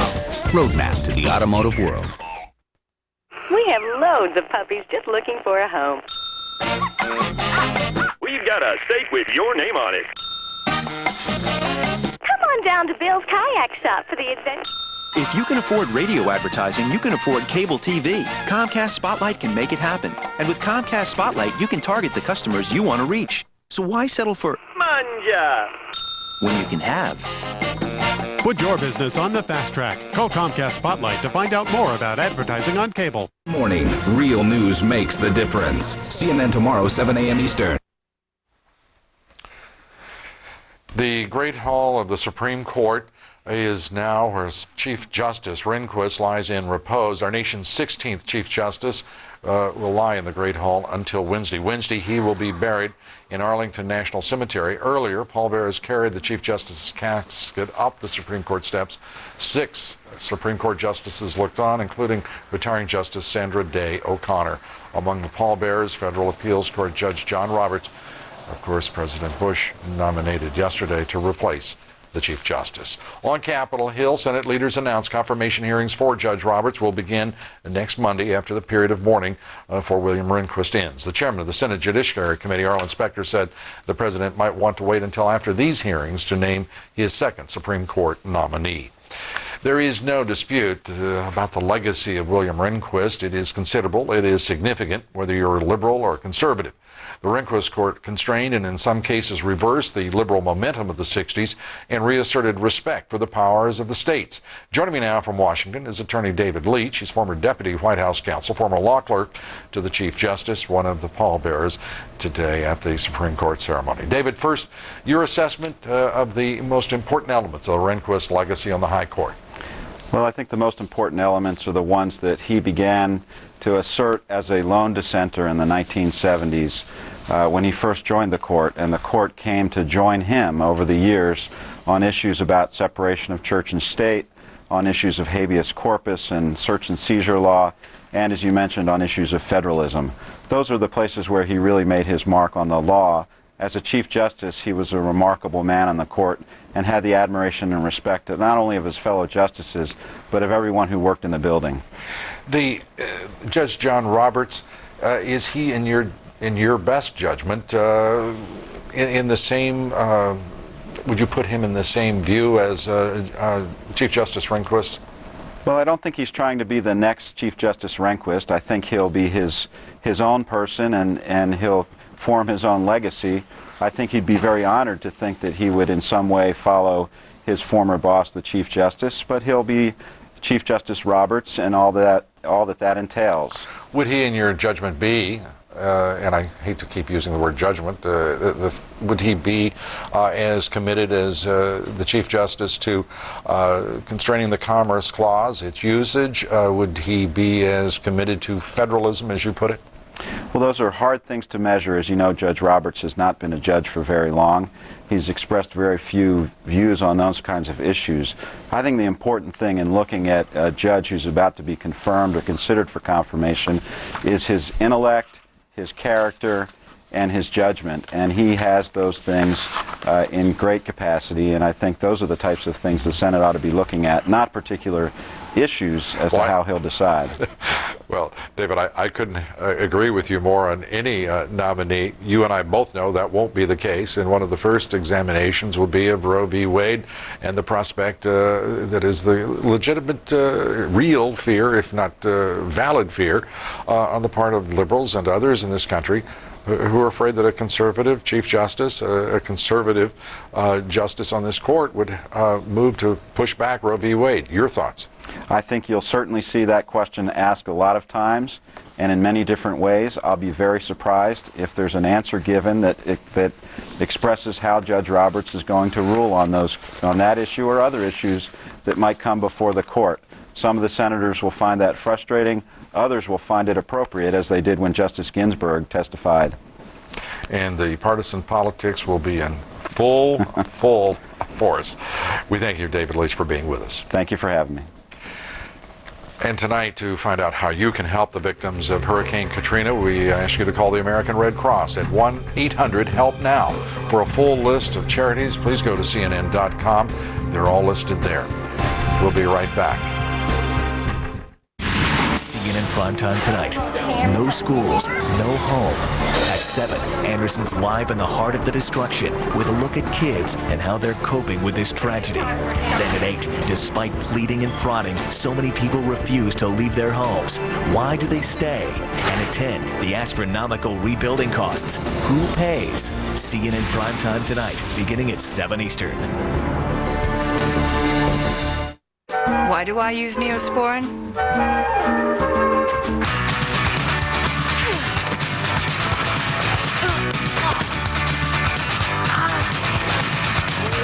I've got my reasons. And now there's another. A study shows Neosporin ointment kills more types of infectious bacteria than even the leading prescription and helps cuts heal 4 days faster than a bandage alone. How many more reasons do I need? So many cuts and scrapes, only one Neosporin. Every cut, every time. 21st century trading is all about vision. Can you clearly see what the market is doing? That's why we created QuoteScope. Now watch level 2 data like never before. Spot current trends and trade with one click for just $10.99 per internet equity or options trade with 75-cent options contract fees. It's the 21st century. Trade like it. Join Ameritrade today and get up to 35 commission-free internet equity trades plus $100 cash back. The Oracle Grid, a group of low-cost servers connected by Oracle software. Now, if a server fails, the grid just keeps running. The Oracle Grid runs faster, costs less, and never breaks. Who would ever think that the waste we generate could generate enough green energy to power an entire community? Who would think that neighborhood playing fields could share common ground with a working landfill? We would. We're Waste Management.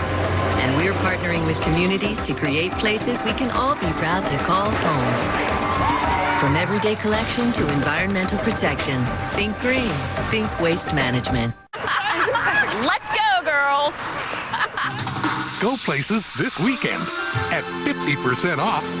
Rent Friday to Monday, 50% off. Pick Enterprise. We'll pick you up. Closed captioning provided by dermatologist recommended Sarna anti-itch lotion.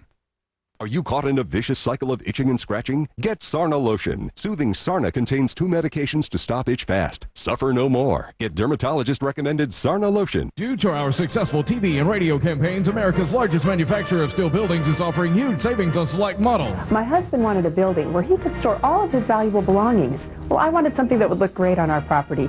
We both found what we wanted at U.S. Buildings. They're durable, long-lasting, even fire-resistant. Thanks to their easy-to-read step-by-step construction manual and excellent customer support, our building was constructed in 1 weekend. These specials won't last long. Buy now and save. Call U.S. Buildings today.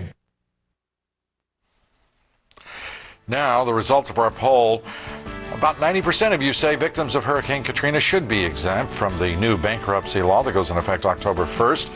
And finally, tonight, Judith Miller remains in prison. The Pulitzer Prize-winning New York Times reporter has been in prison for 62 days now for protecting her confidential sources in the White House CIA leak case. We thank you for being with us tonight. Please join us here tomorrow. The commander of the Army Corps of Engineers, Lieutenant General Carl Strock, will be our guest. He has the important job of leading the way in the rebuilding of New Orleans. I'll be talking with him about that enormous task of first draining that flooded city. Congressman Phil Gingrey of one of the handful of doctors in Congress has been treating the victims of the hurricane. He's among our guests. We hope you will be with us too. For all of us here, good night from New York.